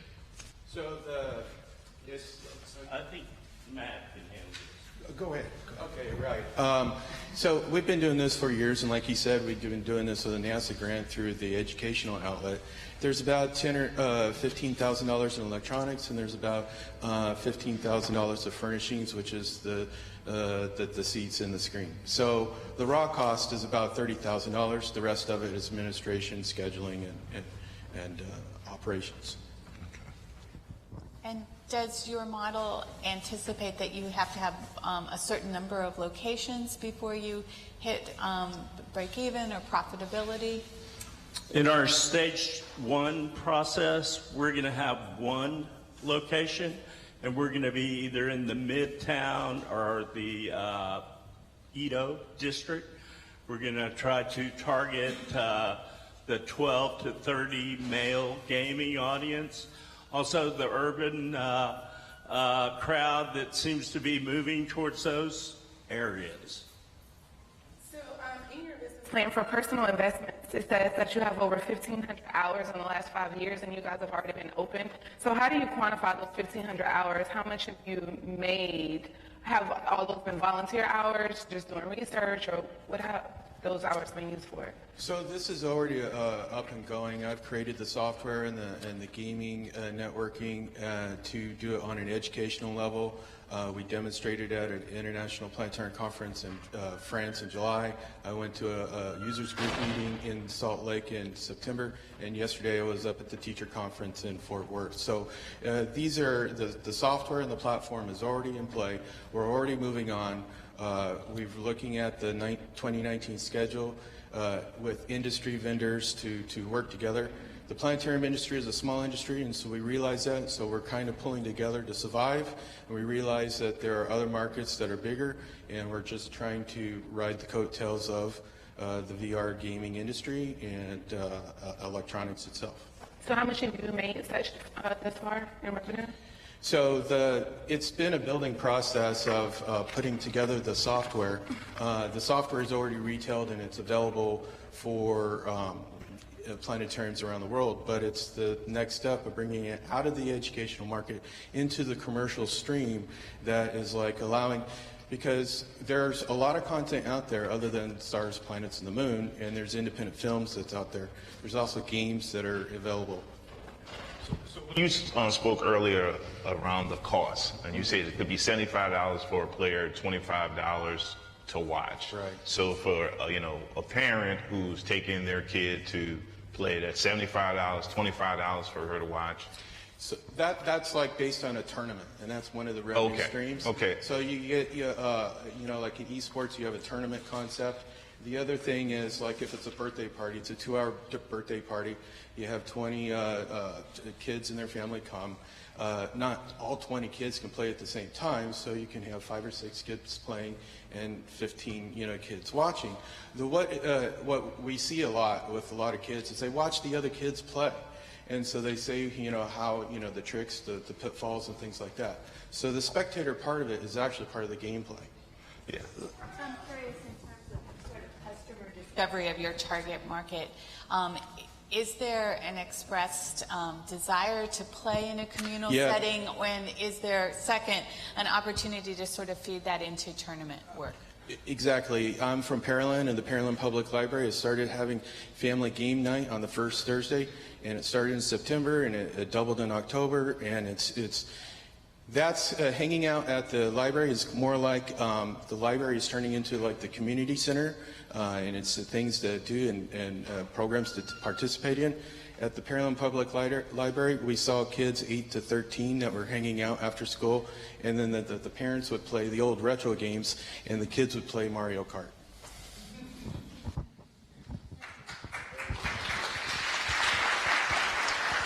Good job, guys.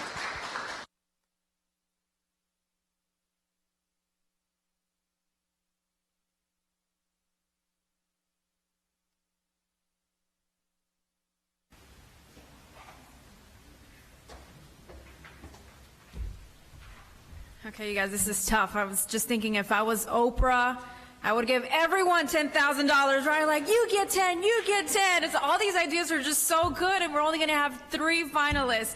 All right, so the last one today, I want to call up Suze.me. All right, let's hear it.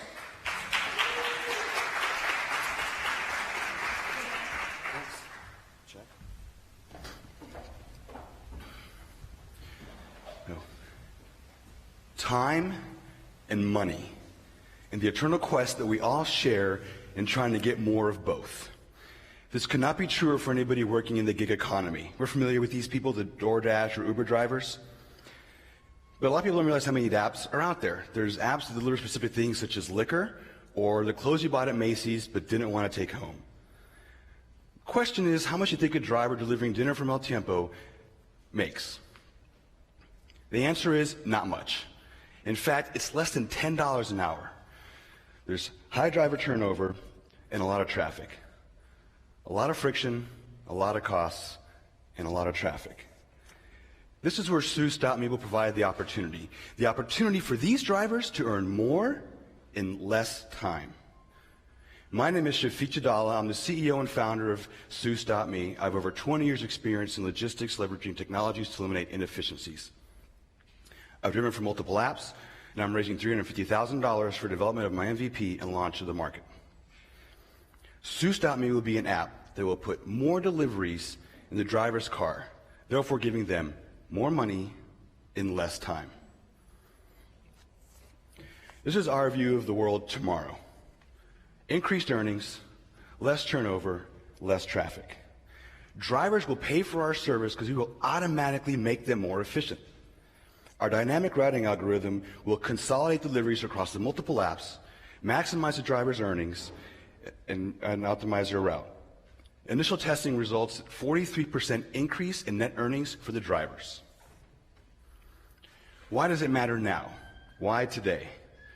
Consumers today expect deliveries to their houses in 24 hours or less. This has created a large market. Companies in 2016 spent $60 billion delivering goods to our homes, and by 2022 they're going to spend $150 billion. How long will Gap continue to pay $6 to deliver the $40 shirt to your house before charging you more? How much longer will Uber spend $500 million a year recruiting drivers before they charge you more? How long will any of these subsidies last before we as consumers will pay more for those deliveries? And therein lies our solution.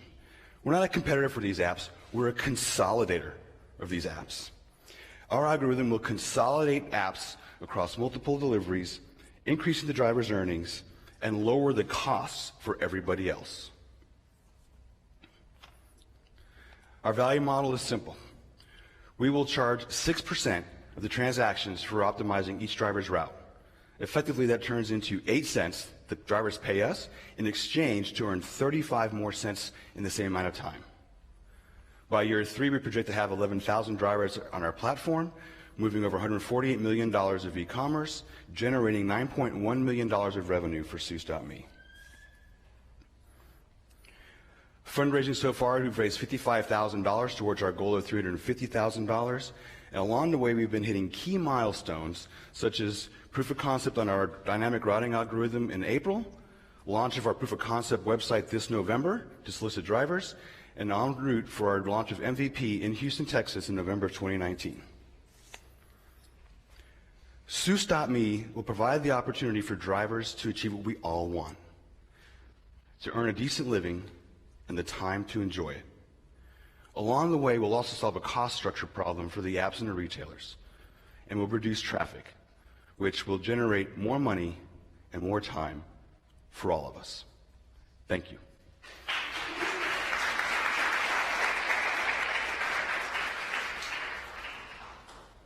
And so if you do something like Uber Eats, they promise you that you'll get your food within 45 minutes. So if I'm a driver and I now have 5 or 6 orders and not one, how am I still getting customers their order in a timely manner that will still be eligible to fit on like the Uber Eats app? So the routing algorithm works with constraints. We will have driver-specific constraints such as size of car, if they want to deliver food or not. And then we'll also have other constraints such as time limits if an app requires a time limit. So that's part of our routing algorithm. So I'm just thinking to myself, if you're an Uber driver and now, we are focused, so many parents are focusing on getting their kids from point A to point B. You have multiple kids, they're in multiple sports and things of that nature. And I'm saying, okay, so I'm leaving that. It's going to take them 15 minutes to get there. I don't assume no stops or anything of that nature. So, from your mobile app, you can track that driver. Mm-hmm. But now there's a possibility of having stops along the way. Well, so our target market is a little different. So within the realm of, say, Uber and Lyft, DoorDash, Favor, all these 300 different apps, we're not targeting really so much the ride-sharing app that's specific for a consumer, like in this case, the child that wants to go from point A to point B. We're mostly targeting deliveries of materials and goods, because that's where really there's an opportunity to consolidate. There is an option eventually for, say, Uber Pool or Lyft Pool, because by choosing Pool, you as a driver, or you as a rider, are voluntarily choosing to allow stops on your ride. So we would incorporate those only, but we would not look at, or we're not even targeting just direct Uber point-to-point deliveries. Okay. Do you see the greatest demand for delivery of delivery of products that, like packaged products, where there is less time sensitivity than with food, or where would you place your emphasis in terms of bringing suppliers and partners into your MVP offer? So it's a combination of two. If you think about the inefficiencies that exist today, today's market is the equivalent of a FedEx driver delivering one package at a time. Our model is going to have the consolidation. So if along the route, the driver has the opportunity to pick up dry cleaning and food and the clothes from Macy's, then our route will optimize that for them. So we're not going to exclude it, because we need to take advantage of the network density that exists, and a lot of that is in food, but we will optimize it and make sure that we meet all the time constraints. The best way I can explain it is, if you think about what happens today in your house, you have 3 or 4 different drivers come to your house to deliver a package. That's extremely inefficient. And so our model will consolidate all of those so that one driver knocks on your door. So how the people driving, so they pay 8 cents and they get 35%, but how much are they paying initially, and are they paying on the front end or the back end? So our model, once the driver, when they log on to our app, they will select if they want to do, they'll have a certain list of choices, which will be the constraints that we include. And then as they start to drive, our dynamic routing algorithm will optimize in real time. So if our driver, as soon as he gets on a road and you decide you wanted food and you select Favor, you want a delivery from, the clothes from Macy's to Deliv, and you use DoorDash to get your hamburger. Depending upon where they are from a geofencing standpoint, we'll optimize the route. The driver selects yes. We charge them the 6% for the value of the transactions, and the driver goes on to deliver. We are not going to interact or interfere with Favor, Uber, DoorDash. The driver still has that relationship. He's still vetted through them. We are optimizing the driver's time, which is why they're going to pay us for that service. It's kind of like, we're going to be their co-pilot. So they're going to choose to use us as their co-pilot in order to earn more money. So the driver will have to be signed up on all these different apps in order to be able to utilize yours. Yep. Now, 66% of the drivers today are already driving for 2 or more apps. Okay. Thank you. And they do so, when you get into a car, if you notice, they have 2 phones. Or they've got the one phone and they're toggling, trying to figure out, how do I optimize and maximize my earnings? Is there going to be a safety feature so they're not doing this while they're driving? So our algorithm will automatically create the route. Think about it this way. When you get into the car, it's effectively Waze. We'll have the 4 or 5 stops for you to make. You just hit yes and continue to drive. A new delivery comes in, we will reroute. If it's optimal for you or the driver, they can select yes, they add the stop. They choose not to, they don't, and they continue driving. So all they're going to do is effectively listen to Waze and make their deliveries. So you're taking a big advantage of pinpoint mapping. So, I'm in this area. Correct. And, there's two things that pop up. And so that's on my route. You send it to that driver. But you give him or her the option on whether they want to take it on. Like personally driving for the multiple apps, I found it extremely inefficient because I'm picking up food from one restaurant and then I get a ping from the other app and it's down the block. But if I'm not on the two apps and I can't consolidate it, I'm missing out on the opportunity. And so that's where we're going to take advantage. So you're going to have it separated. So I'm just more concerned about the food. So am I going to get my food warm? You want your hot food, I get it. You're going to have it warm, or are you going to drop off his dry cleaning and her stuff and then my food's going to be cold? Are you going to fix that So stuff? the various apps have constraints. Some apps like say Favor does not have a time limit, neither does Postmates. And so depending upon the app and the service that the consumer expects will be a constraint or not a constraint within our routing algorithm. Got it. Thank you.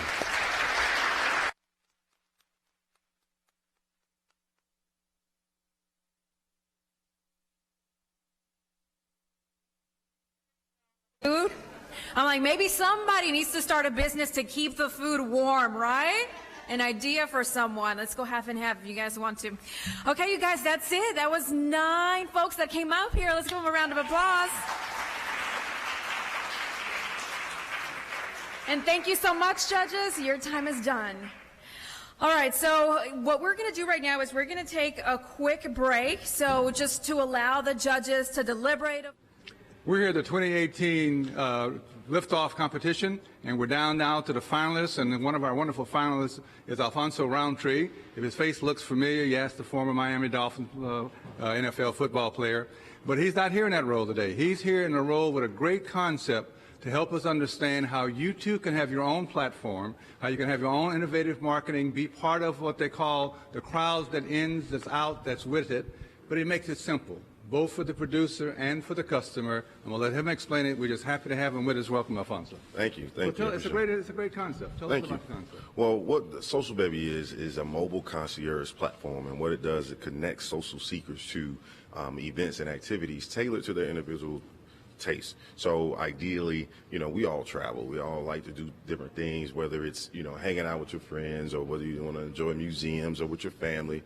But the challenge is trying to find those things and trying to put them together. And sometimes planning trips and all of that, we have to use multiple platforms and websites in order to do that. And so what Social Baby does is provide that solution for you so that it's a one-stop shop so that you could do everything in this one app. You can find events that you like, because there's going to be, you set up a profile, and when you set up that profile, you identify what your preferences are in terms of music or art or sports or whatever it is, right? And then the app feeds you and sends you information based on what your preferences are. So basically, you've done the homework and research. You've kind of tested it all out. You've kind of put it all together in one app and one platform to make it easier for the end consumer to have a place to find it, to get the type of quality experience that they're looking for. Right, absolutely. Because our problem is to take the time that it takes to do all of this, right? And even when you travel, it's hard to find things that you might like. You might ask a hotel concierge, but they may or may not have the information that you're looking for.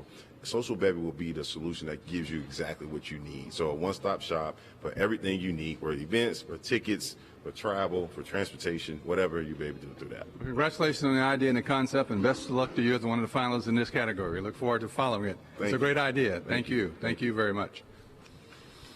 All right, let's see. We're going to move on now and bring up a great idea.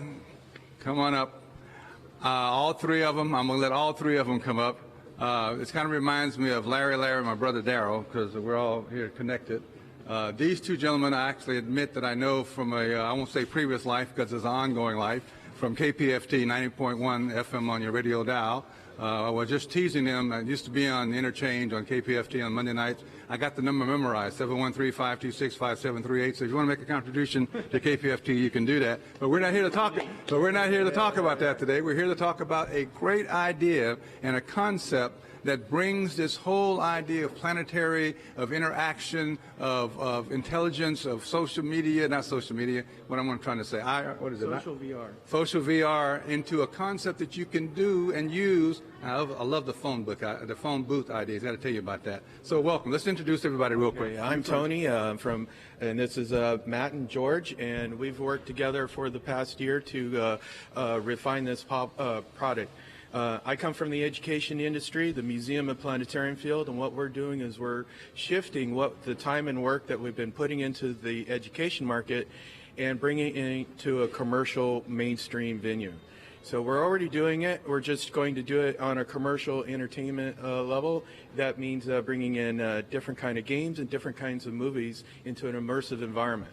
What we're doing is we're taking the Dome as the best immersive experience possible, and we're combining that with the new technology of virtual reality, and we're putting it together so that you can have game players playing the game and you have spectators watching what's going on. And so it's a great combination, and then it's a merging of the technology, because everything is all digital. It all works together. So the best of the interactive world in one place. And it's social. And we've trademarked the name Share the VR, because people are social creatures, and that's why we like to do network gameplay and have fun as a group. And the virtual reality world gives you a whole new platform and concept to see yourself in that environment and understand how you interact yet with another human being. It's kind of an interesting way to get in touch with other people. And it's a lot of fun. So that's about it. Yes, another way of looking at what we're up to is that with Uber, you're renting a car and a chauffeur. For Airbnb, you're getting a bedroom. And for us, what we're selling is a rental on a home theater. I love it. Rental on a home theater. That's a good concept to think about. Hey, I look forward to us moving forward. Liftoff has been a great, fire under our buns. Right. So here we go.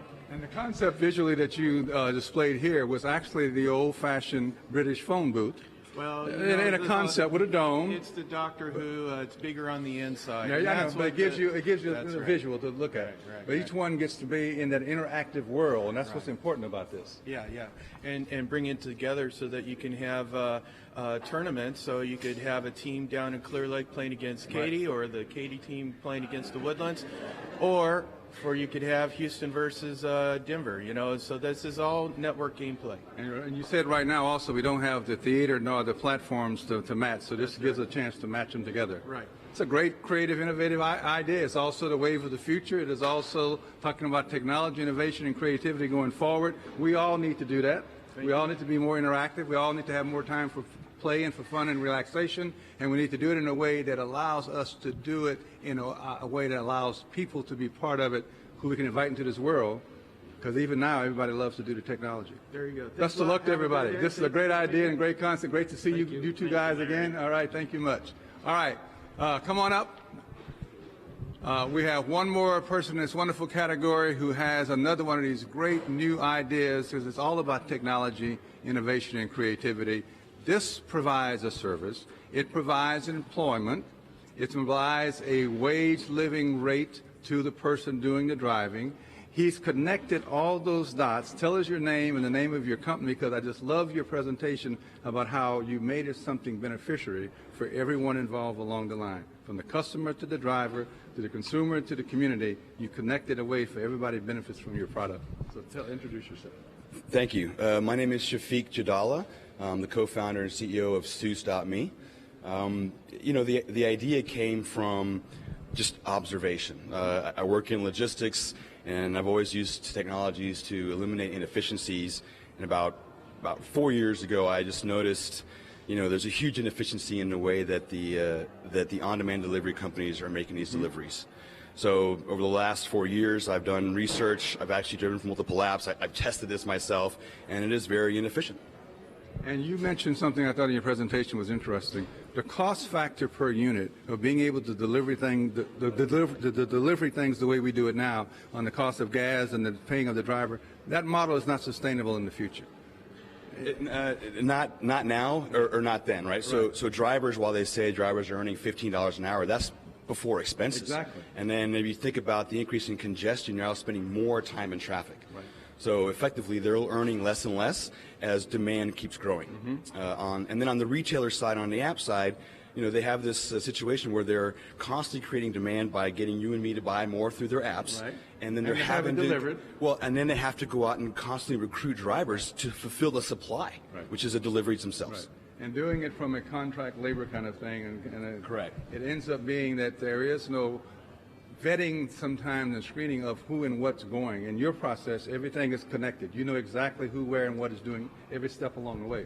Well, in that sense, we're not going to interfere with the apps. So the apps will still vet the drivers. But if you think about the model today, nobody's interested in what the driver's doing. They're not interested in helping the driver. Right. The driver is on their own figuring out how do I make the most amount of money. And so that our app is going to answer that problem for So them. you maximize the driver and you maximize the potential of the income that the driver can make, and yet delivering a great product. Correct. Right. That's the wave of the future, and it's all about I think it's a wonderful humanity thing also, because you hear a lot about the drivers. Long before Uber and Lyft, you heard it from taxi drivers about how they feel like they're the short end of the stick. This helps them to understand there's a future, that you actually earn a living in this industry. You might even be able to support your family in it if you do it right. And honestly, that's what we all want. Right. All right. It's a great product. Humanity at its best. Thank you. Thank you. All right. I have someone coming up now who probably, if you watch wonderful television, you don't need an introduction to her or her face or her station. So I'm just going to let her herself, the pro, tell her own story and give you her own pitch. She is our wonderful MC for Liftoff 2018, and so great and proud to have us join us. I am so happy to be here. I mean, my mind is just blown right now. So many great people that are going up there giving their pitches. It's nerve-wracking. It is. That definitely is. But Mayra Moreno with ABC 13, just excited to be here. You know, this is the first time that I can say I've been on a red carpet. There you go. So this is truly amazing. I'm like, wow. And you we're guys turning really the did a tables good on job. you by somebody else holding the mic and having the mic. But Yeah. I've watched you and listened to you do the program today in the MC.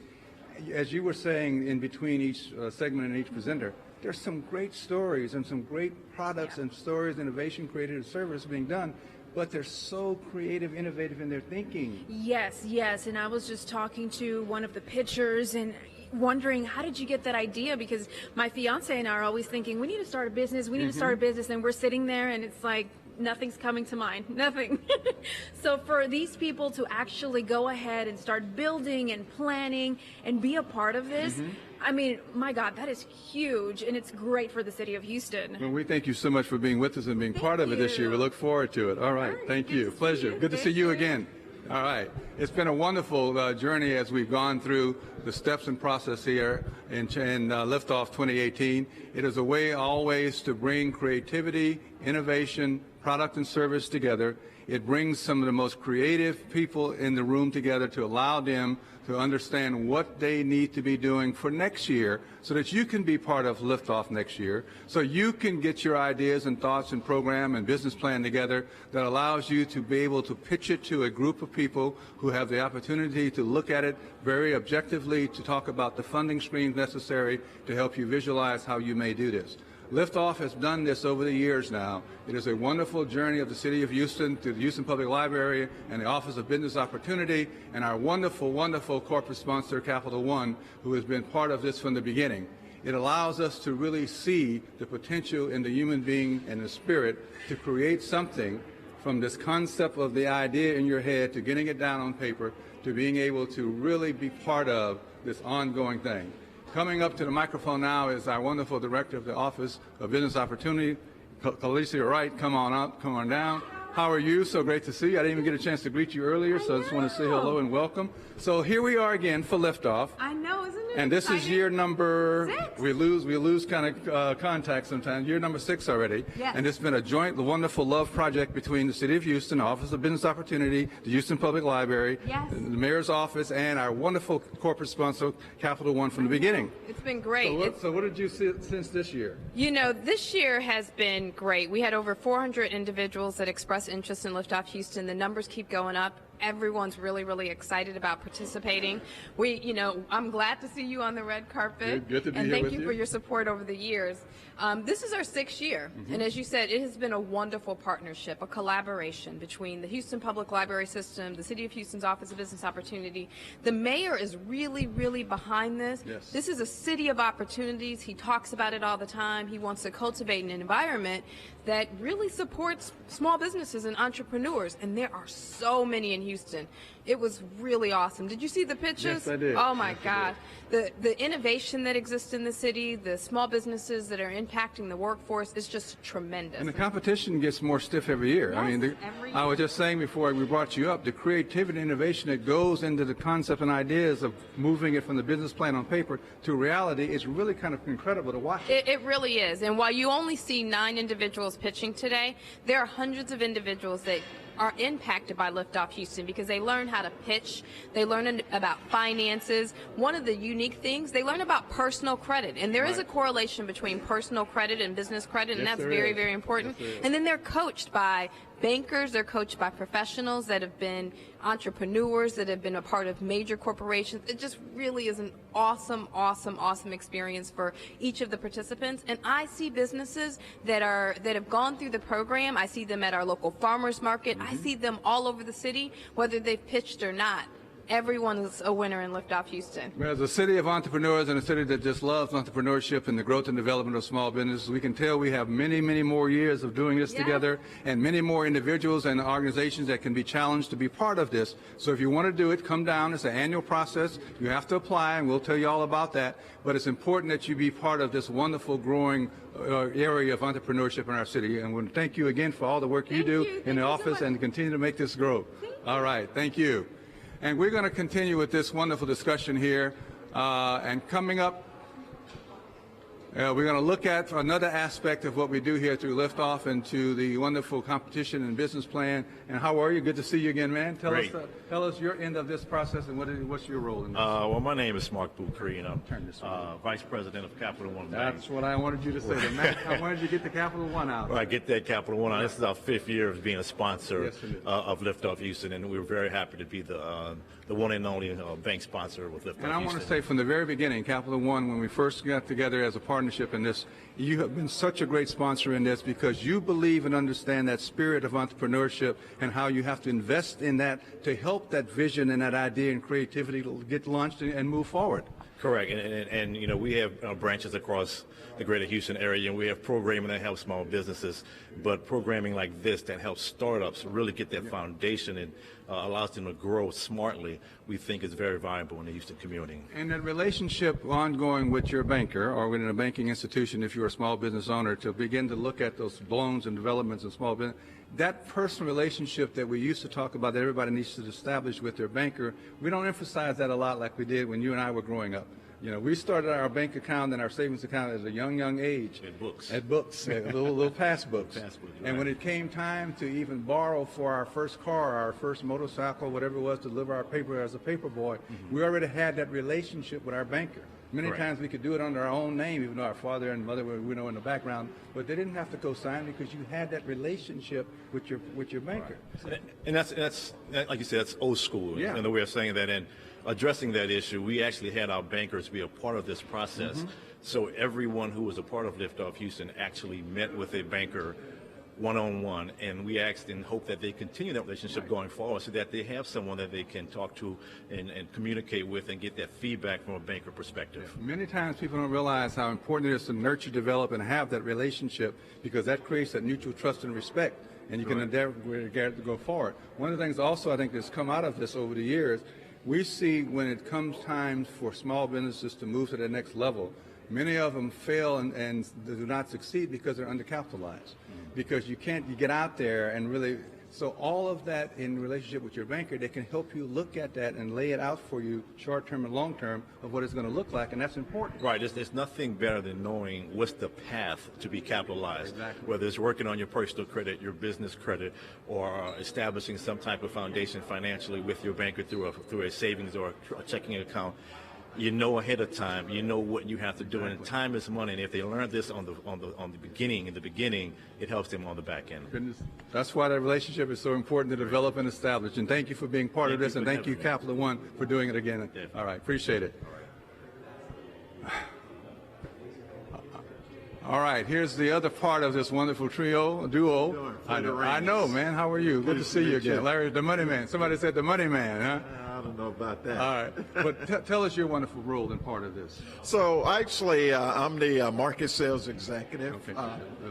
Okay. Market sales executive in the Houston market. I've been with Capital One for 14 years, and I participated every year with this wonderful organization. I think it's a way for us to really, truly give back and help folks that are very interested in growing their business. And you're one of the judges in one of the Yes, I'm a categories. judge. And I love the questions you asked, because you help them to think through financially, not only the short term, midterm, but kind of where that vision goes as we go forward. And that's important to have, that kind of long-term vision too.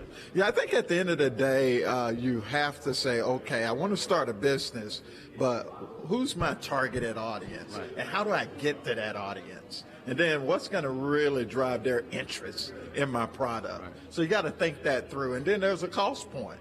You know, how much did it cost for you to actually manufacture that? Right. But then, you know, what's that profitability? Because when you come to me, you know, you have to make money. Right, exactly. You know, I've been doing this now for 30 years, Right. and if you're not making money, it's hard for me to actually invest from a Capital One perspective into your business. And that's hard sometimes for the person who has their baby, their passion, their business plan, their idea, their concept. They know it's the best thing since God and buttermilk and it's going to fly.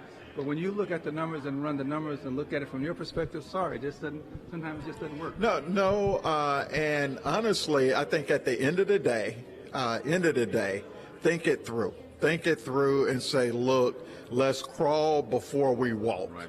You know, so at the end of the day, minimize how much it costs to actually get started, to get going. And, you know, also from a bank perspective, we want to make sure that passion and your sweat equity is actually involved in that business. You gotta have skin in the game, commitment in the game, and your own product. Yes. We want to thank you and thanks to Capital One for continuing being a supporter. All right. It's very important that we continue to grow. I'm waiting and looking for, come on down, come on. Well, we're going to take a picture, but since you walked up and on my live mic, I'm going to let you say hello and introduce yourself to everyone. Well, go ahead. Well, it's so great to see you again. Well, and your growth of your company has been phenomenal. Let me just say that. Well, thank you so much for having me. Introduce yourself. Absolutely. Good afternoon, and my name is Maria Rios. I'm the president and CEO for Nation Waste, the first Latina in the waste management industry in the U.S. history. And I'm very honored to be here again judging this fabulous business competition. I mean, this it's just like to me, it's just another way of giving back to the community, and it fills me up. And because of your wonderful success in your original company, you've spun off and started a new product, a new category. Tell us about that. So I think it's very creative. Absolutely, yes. Well, I started. Of course, I have 5 divisions with the company, which is commercial, industrial, and portable toilet and recycling solid waste removal services. So we provide services to the small business owner, the construction companies, the oil and gas industry, right. And of course, global companies. So I started a worker safety division. There it is. That's what I was looking at. So I developed an application with a partnership with IBM. So now we can detect, accidents before they happen and save lives, save money for the companies, and not only for just the workers in the United States, but all over the world. Another added benefit from your wonderful company and products. Thank you very much for being with us. All right. It's very good and very important that we continue. I was looking for Nicole Robinson from the Houston Public Library to close us out here. And we'll see if we may have time to get that in there or not. But again, this is Liftoff Houston, our 6th wonderful year of doing this in conjunction, as we said, with the Office of Business Opportunity, the Mayor's Office. Capital One is our major sponsor, and we want to continue to grow and develop this with your help over the years to be part of it ongoing. It is important that you, as an entrepreneur and a future entrepreneur, think about being part of Liftoff Houston. Application process begins now for next year. We look forward to you being part of it and part of you joining us, and we'll see you then. It's the moment of truth. So if everyone can take their seats. You guys ready?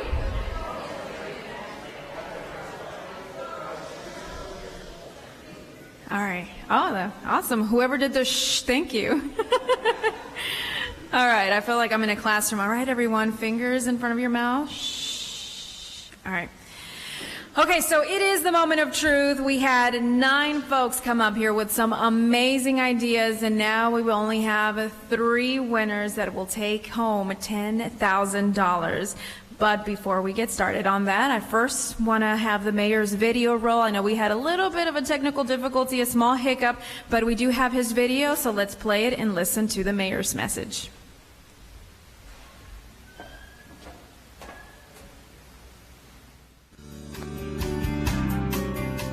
Congratulations to the 9 finalists who will be pitching their business plans today. I wish each of you the best of luck. I want to thank our Liftoff Houston sponsors, Capital One, which is providing the prize money and financial support, HBDI, SCORE, Lift Fund, People Fund, the Office of Business Opportunity, Houston Public Library, HTV, and all of our judges.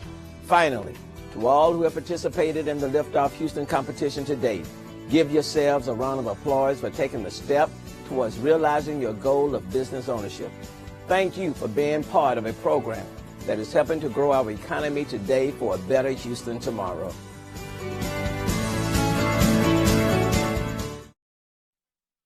So now, there we go. Okay. I was not supposed to touch the mic, so I'm sorry, you guys. I'm so used to, grabbing the mic as I'm reporting out in the field, so it's kind of a habit, so I apologize. So again, I just want to welcome to the stage the folks that will be announcing the winners today. So once they make their way up to the stage, please give them a big round of applause. They will be announcing the winners. I want to invite the leaders of these wonderful organizations that have come together today. Nicole Robinson, Carlisha Wright, Meridale Priest. Let's welcome all up to the stage.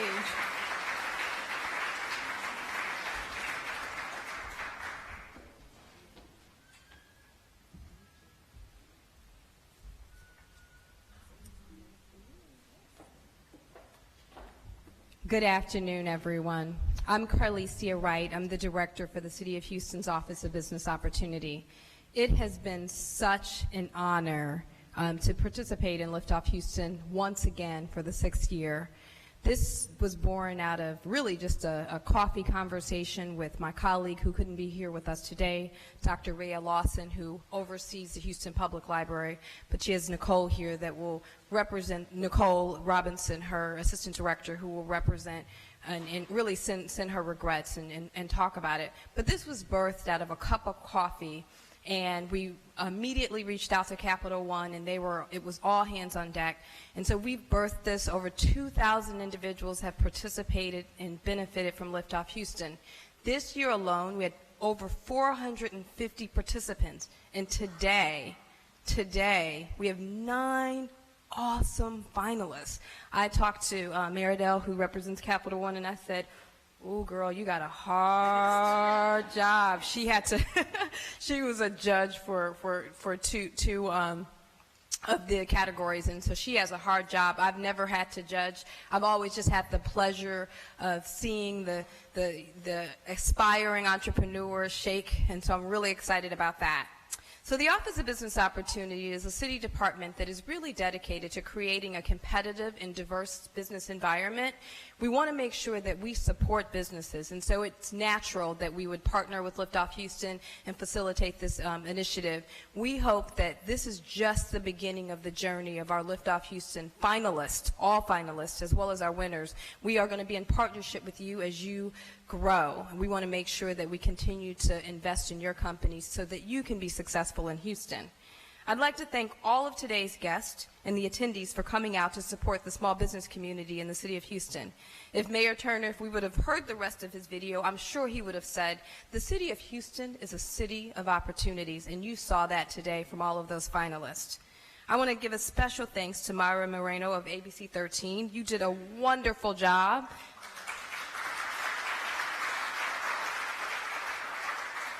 You were an awesome MC. You filled in the space with your stories. I'm going to forever remember you standing on your tippy toes. I also want to thank Larry Payne. He was out there on the red carpet.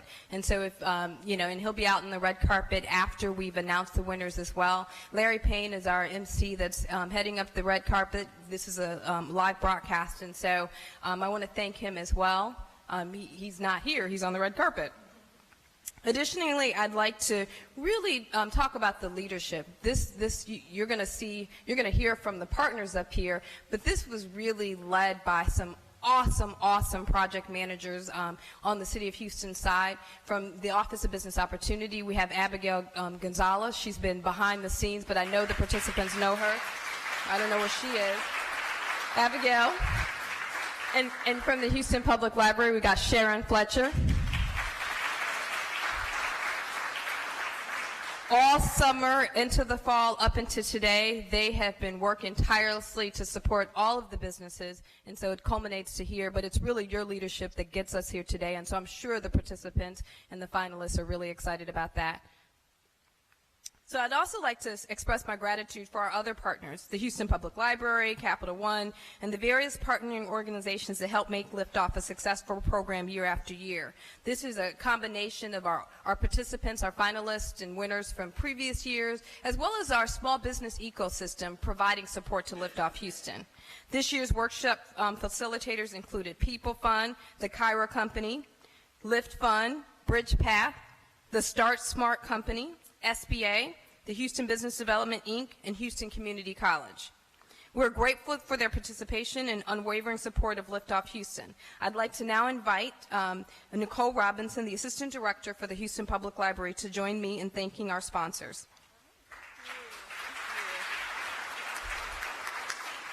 Thank you, Carlicia. This has truly been an amazing day, and we are so proud to have had the opportunity to be on this amazing journey with each of you, with the Office of Business Opportunity, with Capital One. It's been 6 years, everybody, 6 years of investing in our communities and investing in helping just the ordinary person who has extraordinary ideas to be able to see them come to fruition. And so it's really says a lot about Houston, and it says a lot about the folks that are involved in making today possible. And the Houston Public Library is really committed to making sure that we can cultivate that spirit of entrepreneurism, and we're just really very fortunate to have the awesome partners that we do to make this all possible.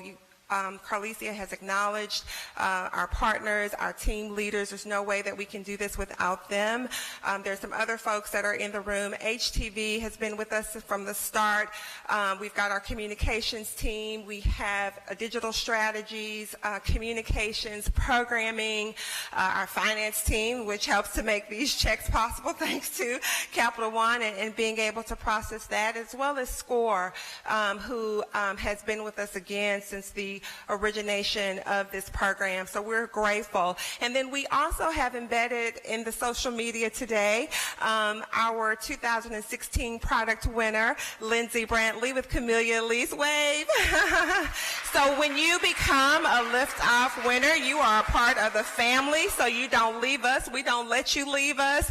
We continue to stay invested, as you see today. So we're just really grateful for that opportunity, and really want to thank you. I do want to make a quick announcement about the fan favorite. Many of you have been online trying to vote for your person, and we've had a little bit of a technical difficulty, and so to be fair, we are going to not award those prizes today. We will award them, we're going to repost the videos, the pitch of today online, and we'll send out some additional information that will instruct you on how to vote, and actually it's going to be a little lot more in your favor because we'll leave it open for a period of time, so you'll have an opportunity to make sure you have folks to go out to the site. So we want to be fair. It's a special award and opportunity. We want to give everybody that chance to do that. So again, more details to come with regard to that.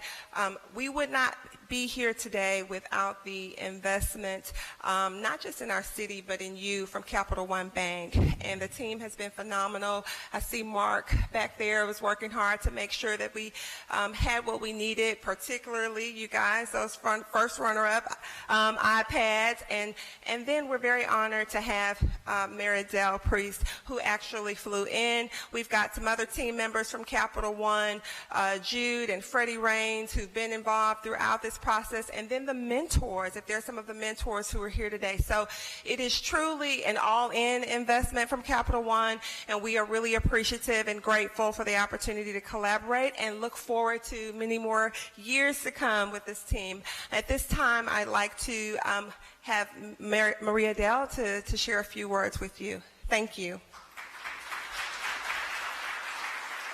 Thank you, Nicole. Thank you, Nicole.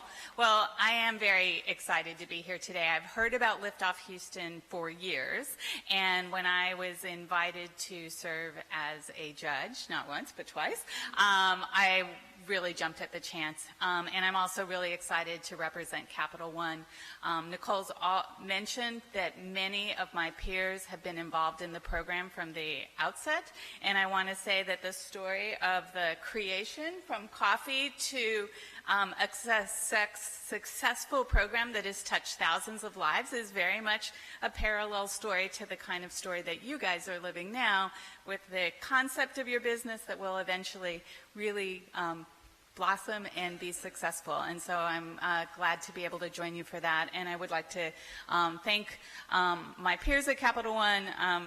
He's already been called out, Mark Bucree, the judges, and especially the Capital One small business bankers who served as mentors for all of the participants over the weeks and months leading up to this. And so I want to really call that out to them. And I think it in many ways demonstrates the kind of commitment that Capital One has to small business, and the recognition that small business is the driving force, not just in this country, but in Houston. And to echo Carlisia's point, Houston is a city of opportunity, and so I do want to thank our partners, most especially the Office of Business Opportunity that Carlisia leads, and the work that they do, and the valuable work that the Houston Public Library does. We partner with the library on this and other ventures because libraries are such a critical resource to our communities and offer amazing resources, and we're huge fans of the library. So without further ado, we won't go to the fan favorites, but we will make the big announcements of our winners for today. Are they? Okay. Okay. Are you? We're going to give you the honors. Oh, am I doing all of it? Okay. So we have our winners in each category, and the winner in the service category is the Block of Greater Houston.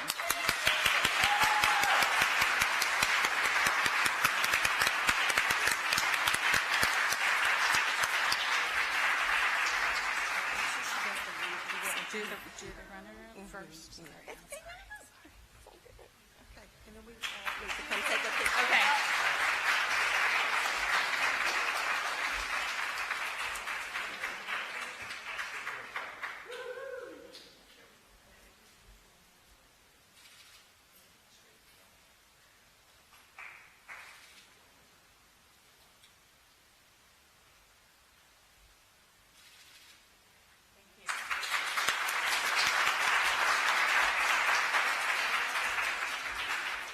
I apologize. I'm a rookie judge and a rookie host, and I neglected to recognize our runner-up in the service category, and I'd like to do that now.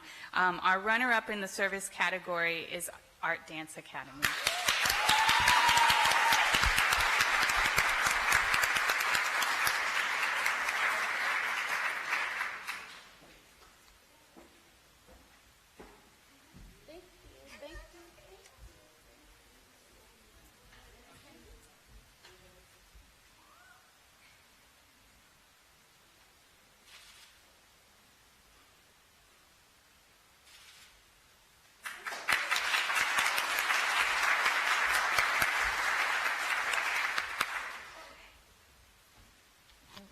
in the very competitive product category, our runner-up is Shasta Candy Spray.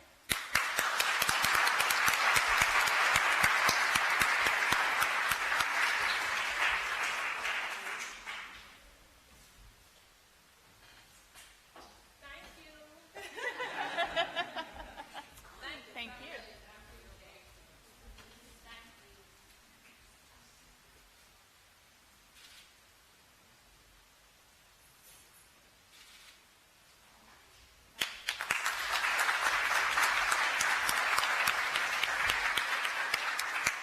And in our final category, the innovation category, what?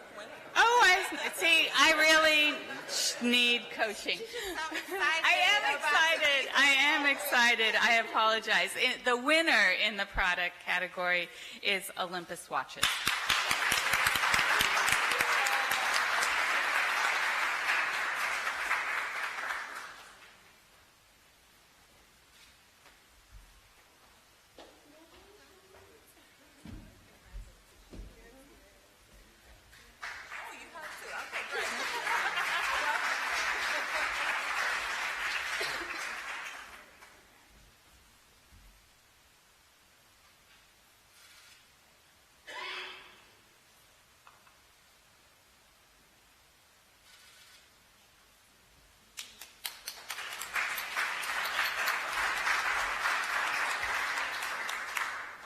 Third time's the charm. Okay, in the innovation category, the runner-up is Seuss Me.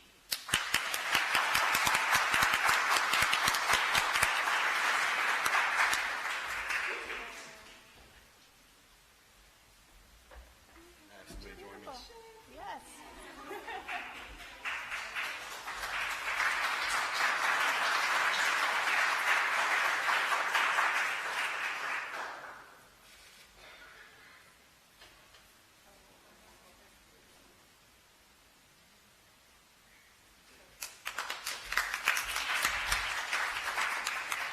And the final winner for tonight in the innovation category. What? No, I think we just did. Okay. At this moment, yes. Okay. So the winner in the innovation category is Social Bevy.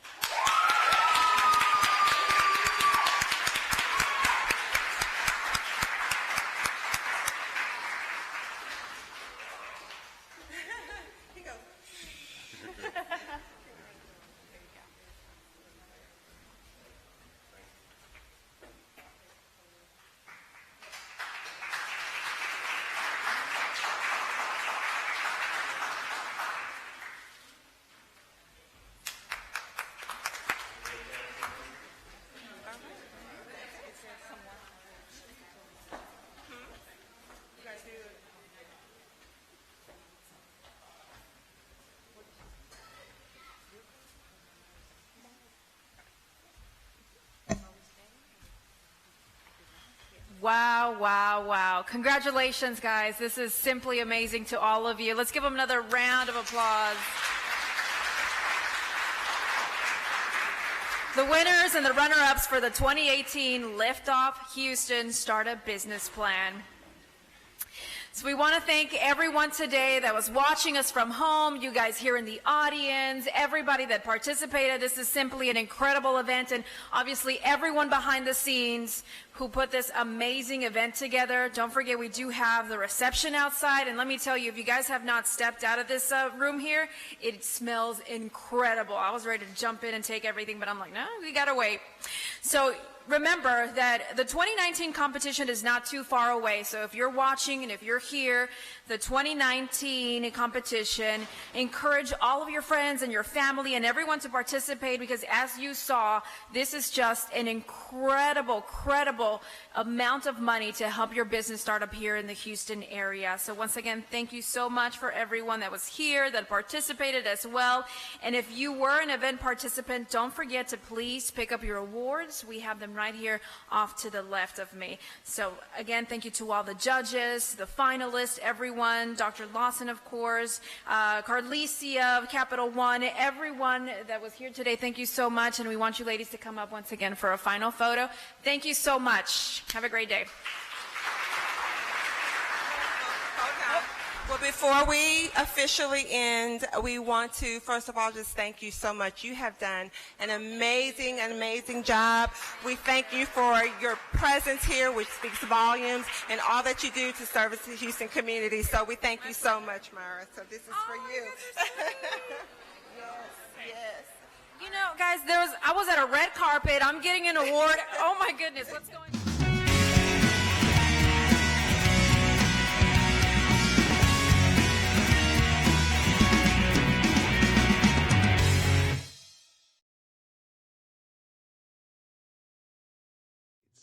Here in Alaska, we see these changes, and they are important global harbingers of changes to happen. Temperatures are warming here faster than in any other place on the globe.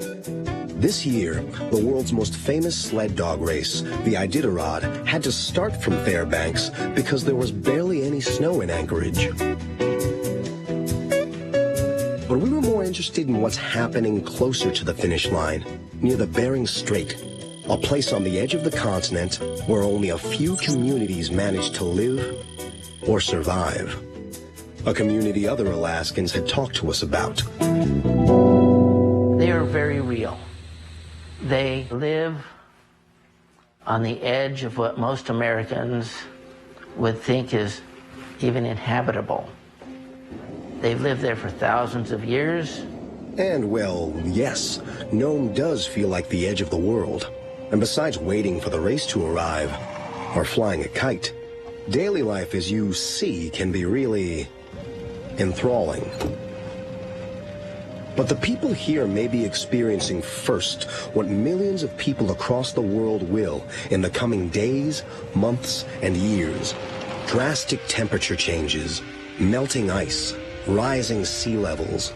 My concern is not only for the communities in Alaska who are deeply connected to the places where they live, but for the millions of people all over the world who are going to be affected by the exact same issue, and we're completely unprepared. Both nature and man has a hard time adapting to these changes when they happen very rapidly. We heard that even further north, an island city by the name of Shishmaref was on its last sticks as coastal erosion, melting sea ice, and extreme storms were closer and closer to wiping the island off the map. We wanted to meet the few families living in Shishmaref to see how their changing climate was affecting their way of life, and spend days with them to try to understand how they live 40 degrees below zero in the winter, and with the risk of seeing their homes fall into the sea every summer. This is our issue as being human beings on this planet. You are not what you are because of yourself. You are what you are because of the community that you have around you.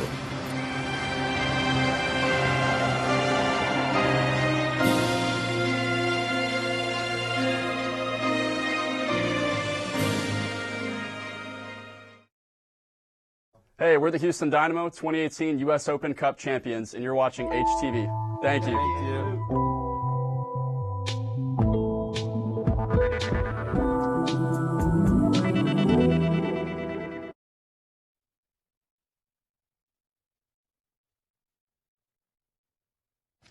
Good morning. You have 3 minutes.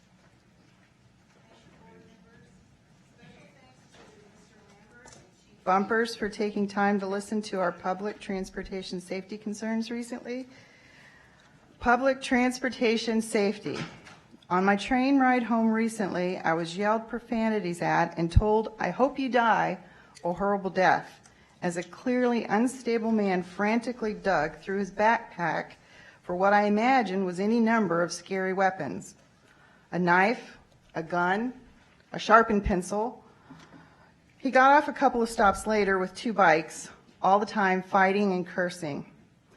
One such encounter is enough to put you on edge, but unfortunately, this is not an uncommon occurrence. We have a perfect storm due to the homeless population, drug addiction, and mental health issues, none of which are mutually exclusive. There has been a marked difference over the last few weeks at the train stations, particularly on the north side. The drug element isn't hanging around as much. Thank you for making that happen. My fellow riders are commenting on the difference, but with a bit of, yeah, but, wait and see. The reason I'm here today is to keep public safety front and center so we don't end up with a whack-a-mole scenario. Thank you so much. Thank you very much.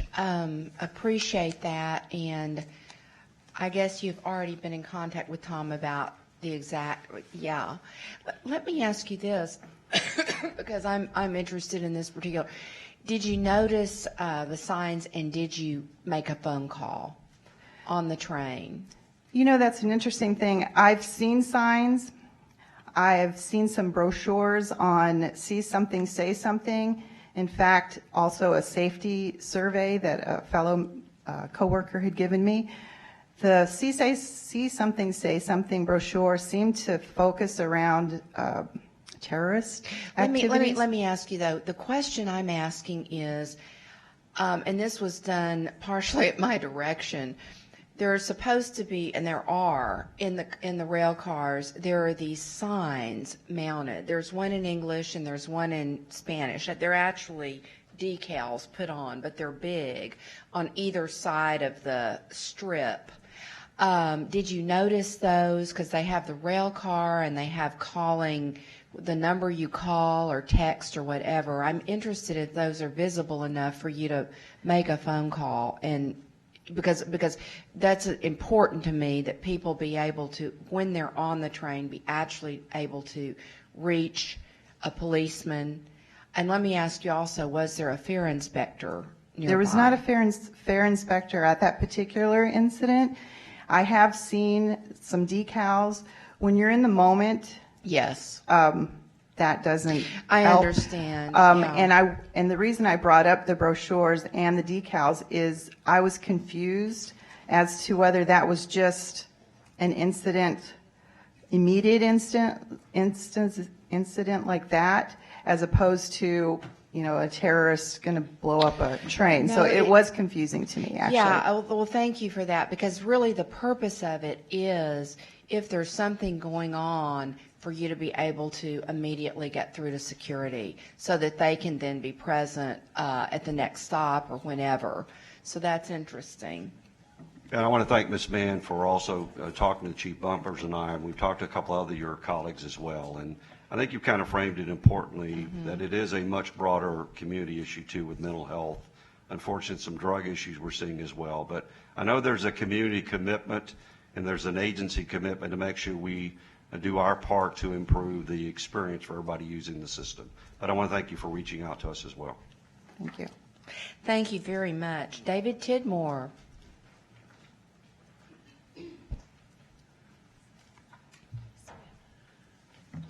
Before I get started on ugly, and ugliest, I want to give a shout out to Russ Frank for his good work on getting a stop taken care of.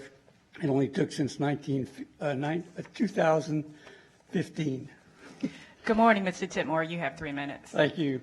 Anyway, there's 3 incidents that I want to talk about. One was on a Sunday where the bus driver stopped, got a cup of coffee at Starbucks, and that wasn't the issue. He went on down, and we got to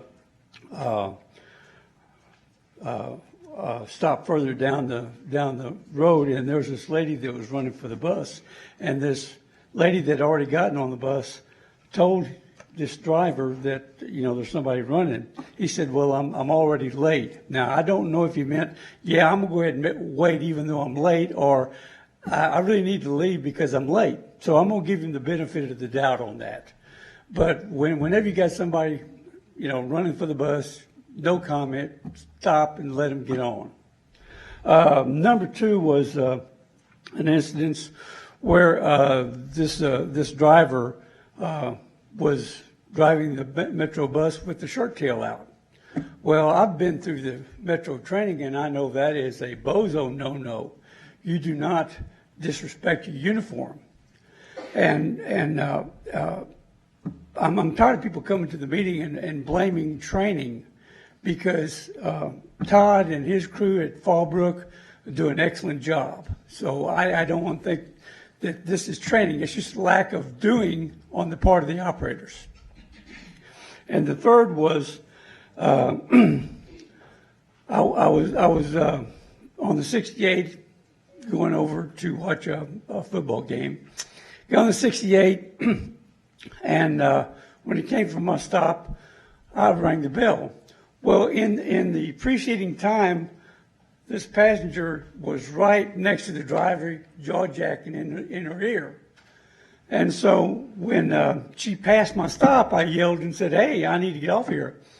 And she tells me that I need to ring the bell. Well, it's up there in stop request, big red letters, and she said, "Oh, my sign up here is not working."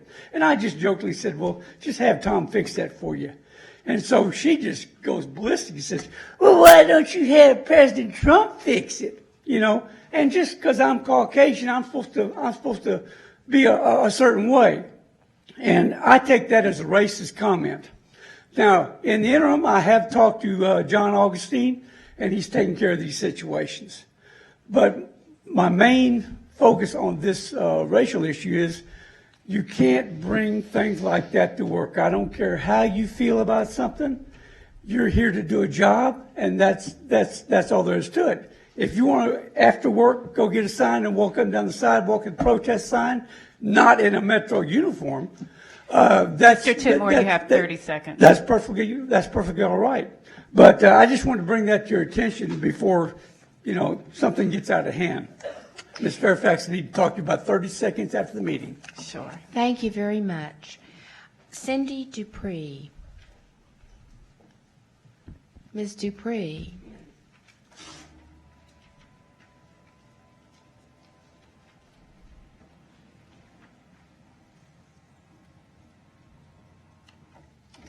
Hi, Ms. Dupree. Hi. Welcome. I don't have my hearing aid in today, so please be patient, bear with me. I'm deaf in one ear, and I forgot my hearing aid. Good morning. You have 3 minutes. Okay. I have been riding the 204, 209 line for quite a while, but since June, I've been in a wheelchair since I broke my leg. And these drivers, some of them that I've run across more than once, and I have them wrote down here, they don't either want to operate the lifts, or they don't know how to operate the lifts, or the lifts are broken. There's a mixture. There's 3 different things going on here. It could be maintenance is not repairing them right because there's bent doors on 4 of them that the lifts won't work.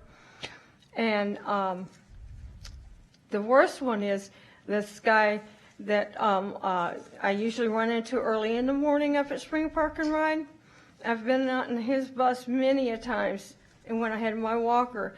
And when I started on the wheelchair and they have to use the ramp to get me up and down, when he sees me, he just makes a fist and his face turns red, and he just you could tell what he's saying. Darn you again. And after about the 3rd or 4th time of me riding with him last month, he was unloading me, and I don't know what happened. There was a small altercation, and he knows I ride Metrolift too, and he goes, "Why don't you ride Metrolift?" Right in front of everybody, used the F word on me. The F-bomb word. You don't do that. Like this No, that's gentleman unacceptable. said, Right. That's unacceptable. Like this guy here said, you don't bring your personal self to work. You're professional when you're at work, no matter what you do.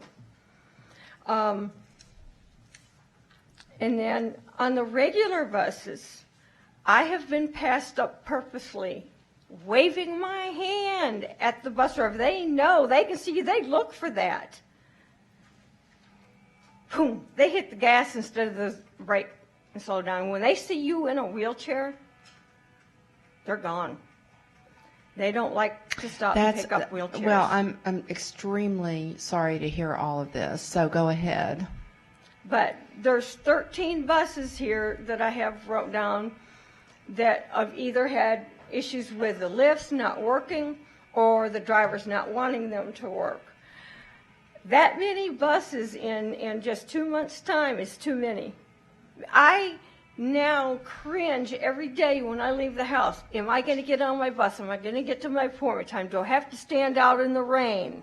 Or is the bus driver going to tell me, oh, you know, you can take 85 or 44 or whatever and spend an hour and 45 minutes and 126 stops? Or would you rather take this one here and get to downtown in 25 minutes and 10 stops? Who wouldn't do that? You know, we have a choice to get around how we want to. We don't need the drivers commenting to us saying, well, why don't you take the longer way so I don't have to load you, is what they're insinuating. Ms. Dupree, you have 30 seconds remaining. Okay. I'll let you have it from here. Thank you. Thank you, Ms. Dupree.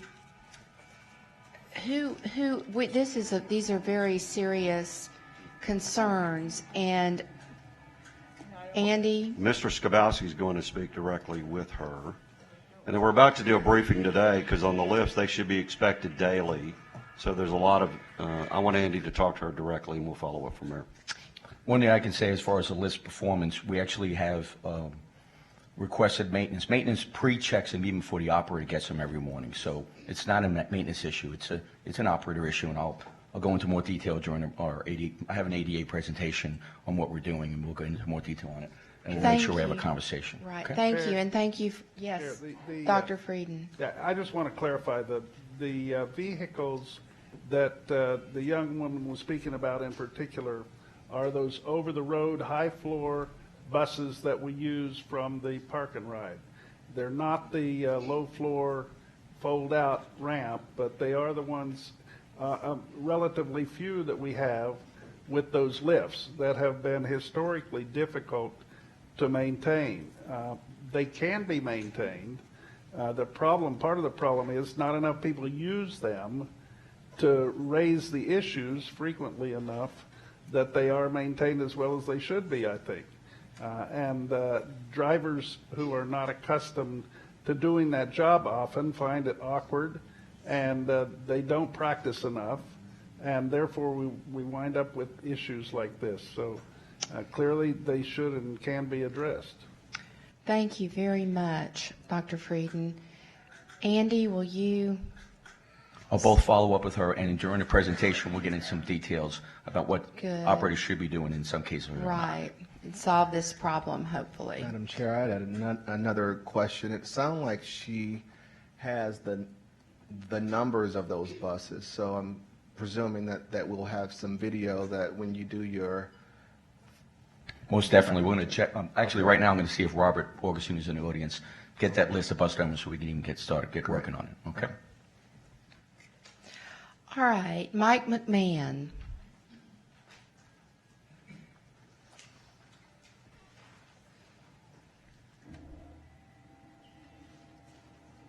Good morning. You have 3 minutes. Good morning.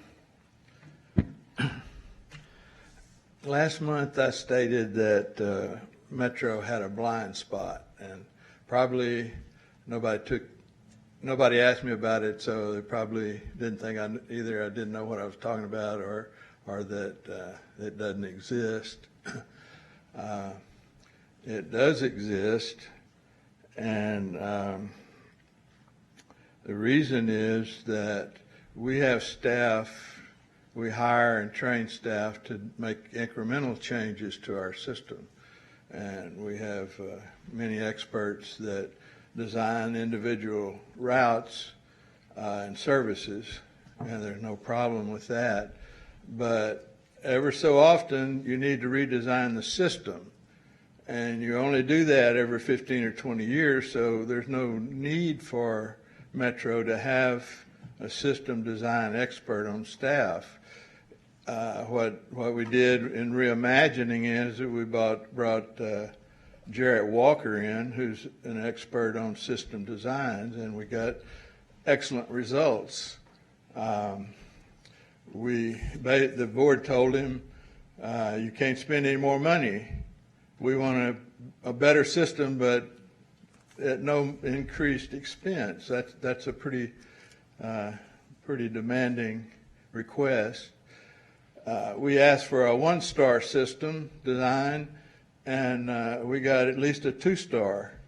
And we've gotten been acclaimed all over the United States for the system redesign of the bus system. And Chief Lambert just got back from receiving an award as the top administrator, public transit administrator in the country. So I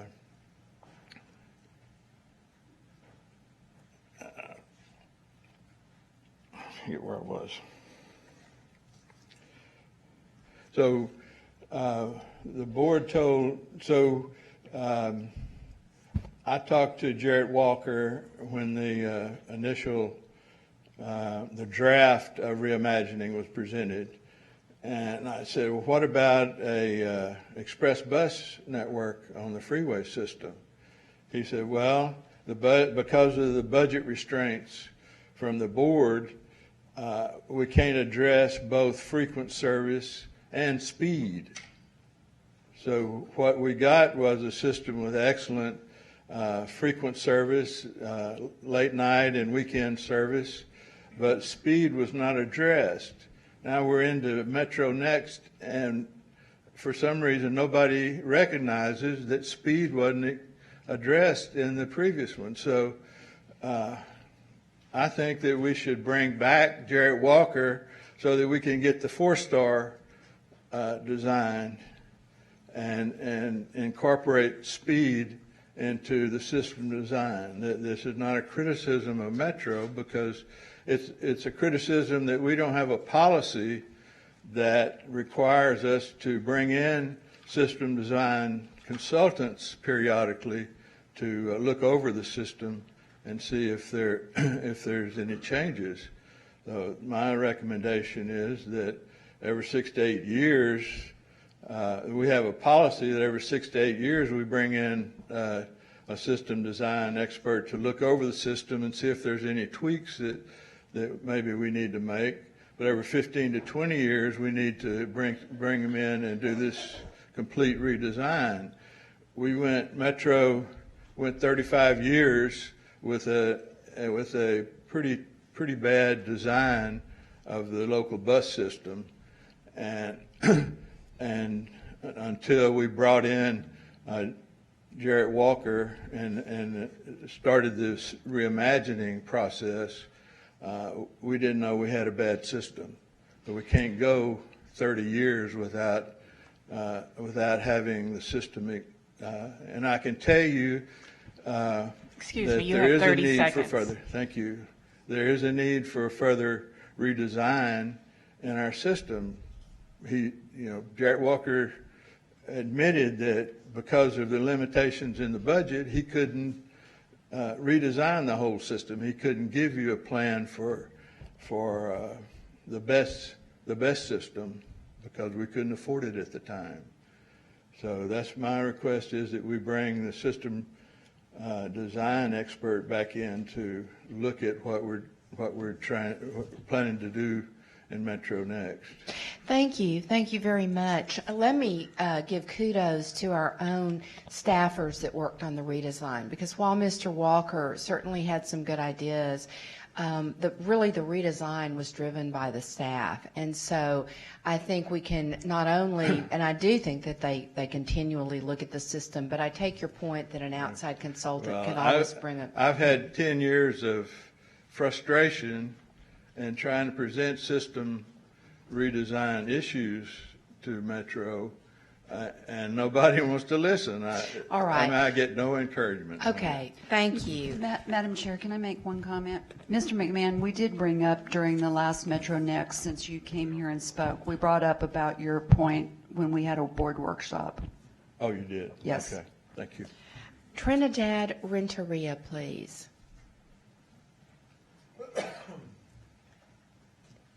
All right. Mark Smith.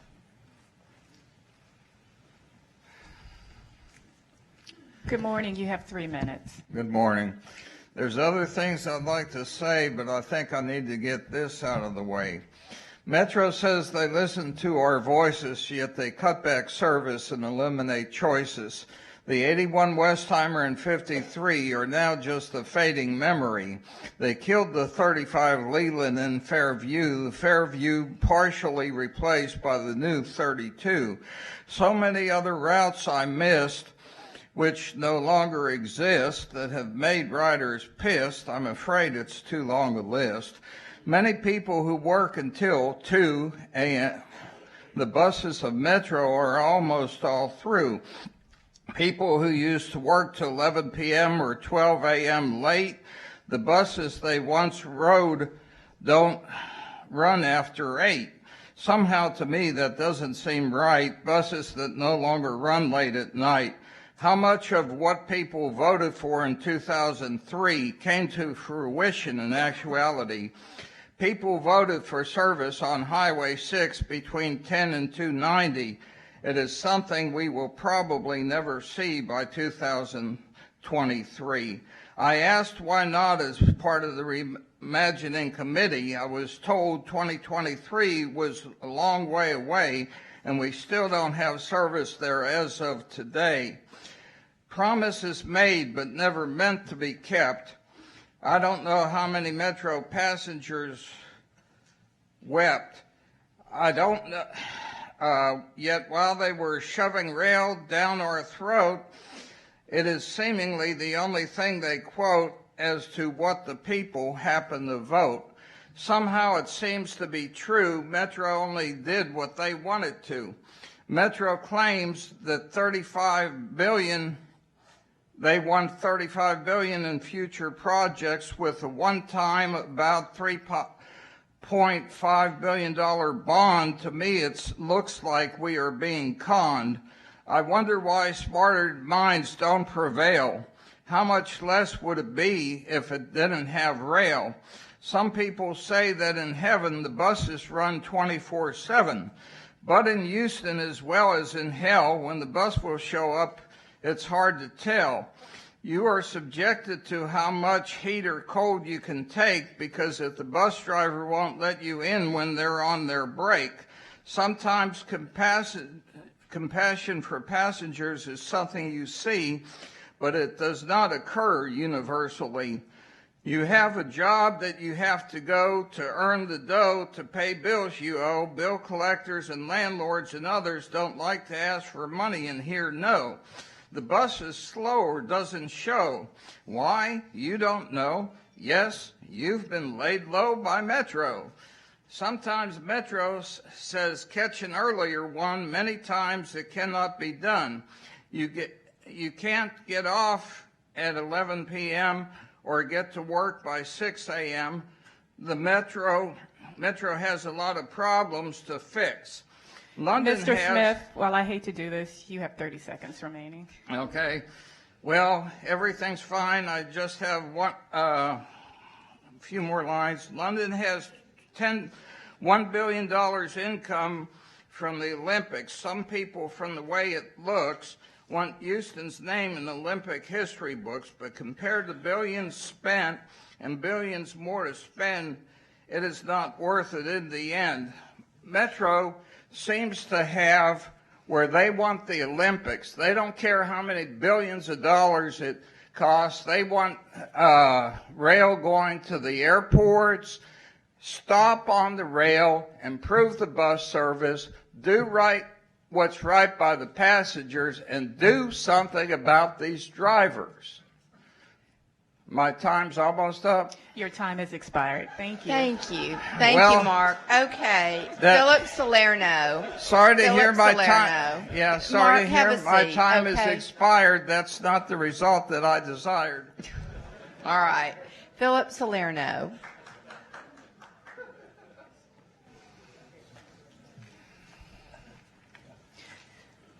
Good morning. You have 3 minutes. Get it up here so I can. Good morning. My name is Philip Salerno. I'm a member of the Houston High-Speed Rail Watch Organization. I also serve on the board of the Citizens Transportation Coalition, and I was appointed by the Super Neighborhood Alliance to serve as their representative on the Make I-45 Better Coalition. In addition, I serve with Ms. Patman and Mr. Lambert on the HGAC High Capacity Transit Task Force. I'm speaking to you this morning in support of the Metro Next plan, and in particular in support of the Inter-Katy BRT line.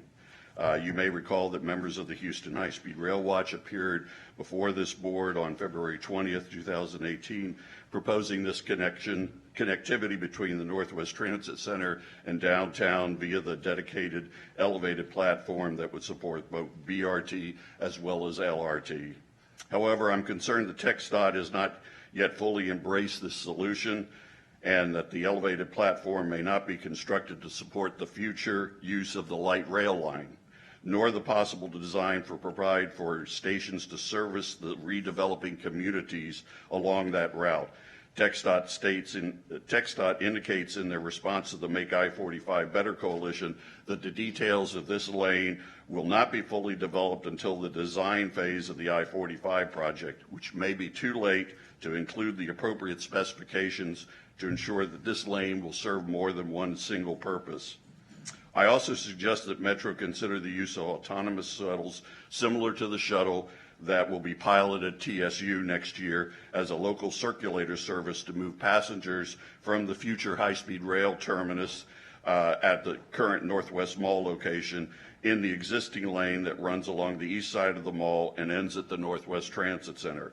With some advanced planning, TxDOT could construct a similar lane in their existing right-of-way to run in the opposite direction, thus reducing the congestion on Post Oak Road once the high-speed rail terminus becomes operational. Thank you. Thank you very much, Mr. Salerno.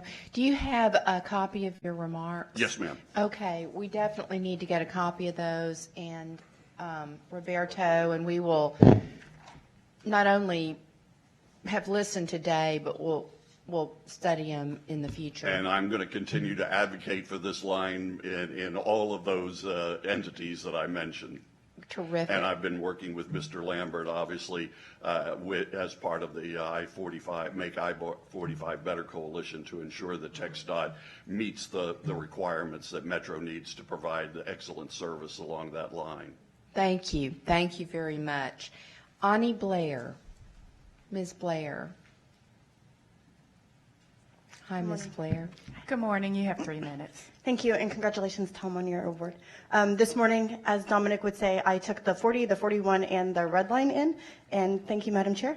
My name is Ani Blair, and I'm the Executive Director of Link Houston. Link Houston advocates for a robust and equitable transportation network so that all people can reach opportunity.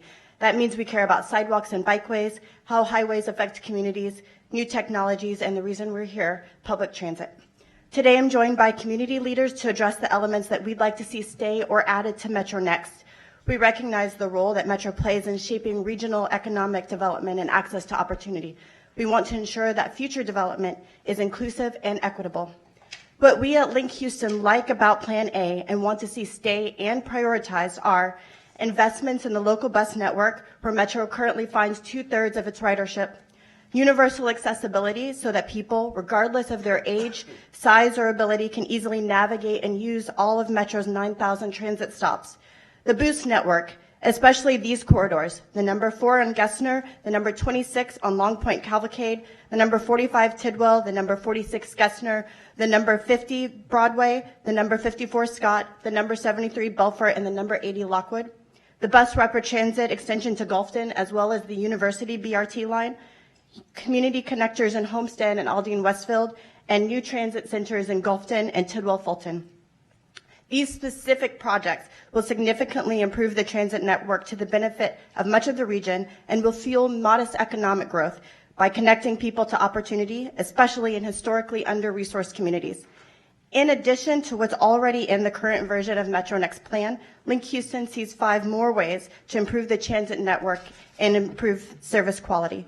We would like Metro Plan A to 1, expand service hours as near as feasible to 24 hours a day, 7 days a week on existing and future rail, BRT, and bus services. Not everything, I realize that's a lot. Number 2, create a Greens Point Transit Center given existing ridership, route transfers, one of the lowest car ownership rates in Houston, and the proposed service changes already in MetroNext. And for those same reasons to also, number 3, add a community connector in Gulfton. Number 4, enhance signage and wayfinding at principal stations and stops to increase the utility of transit signage, improve the rider's experience, and encourage safe first and last mile access. Ideally, the signage would include information about transfer connections, bikeways or bike amenities, and accessible walking routes to destinations within a half-mile radius. And number 5, improve park and ride facilities to transform the largest lots into inviting hubs that people can also reach by walking, biking, carpool, or a car service. These improvements would improve transit ridership and make park and rides easier for people to use regardless of whether they have a car. We recognize that Metro has been imaginative and proposed big changes. We know that what we've seen in Plan A is only about a tenth of the full vision of what Metro believes is possible or should happen here in Houston. We hope that the board will include these elements before engaging the public with MetroNext, and especially before finalizing the vision document. Thank you very much. Okay, your written remarks, we definitely need a copy of those.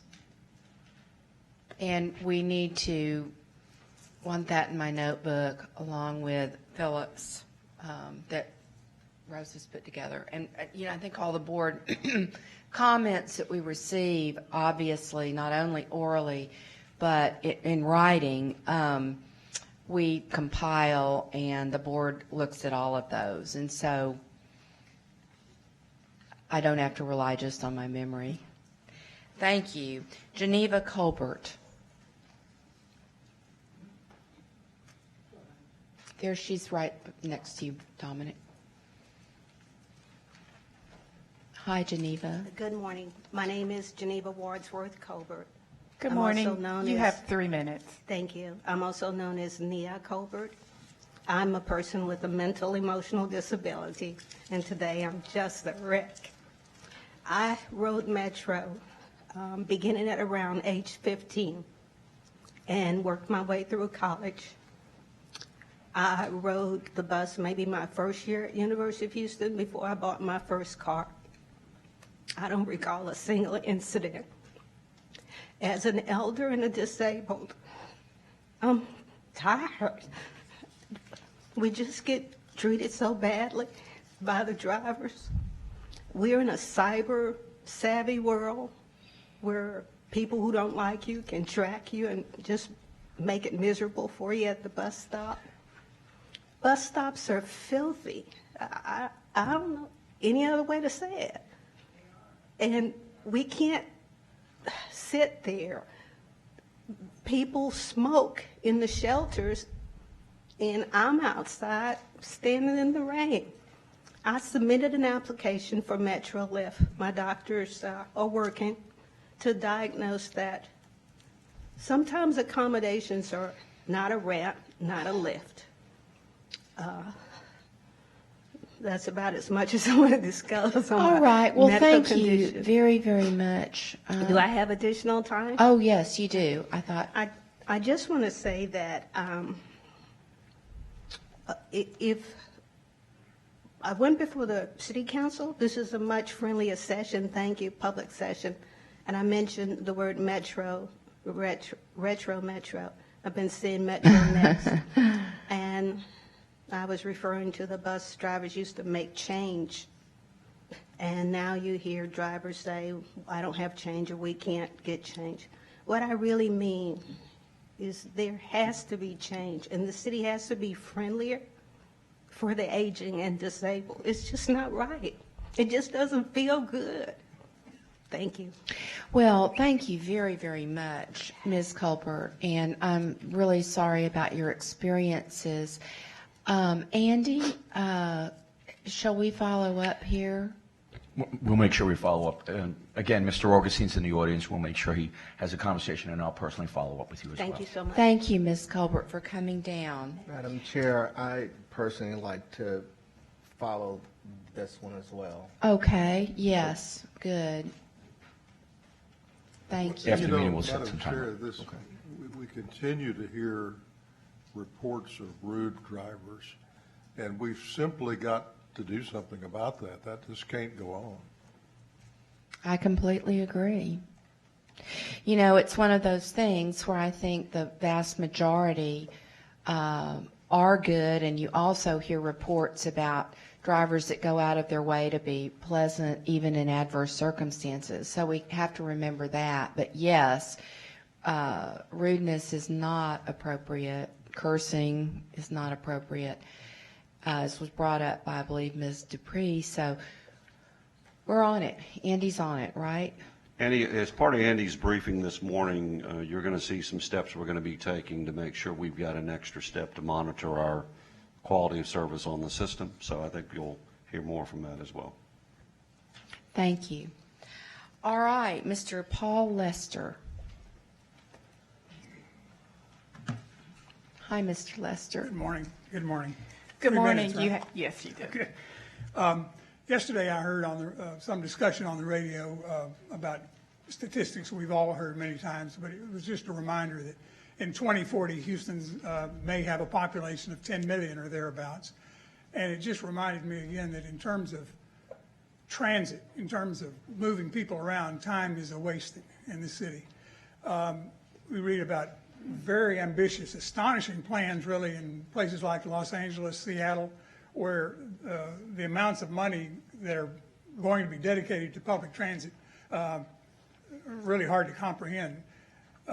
And therefore, I think what we're planning in Houston, what I hope we're planning with Metro Next, will come about. And I urge the board and any other related parties to think on the high side, to plan on the high side, not expect the pessimistic projections to be the ones that necessarily reign. They're the conservative estimates, and we all like to be conservative fiscally, but we can also choke ourselves as a city in the process and cost us much more in the long run.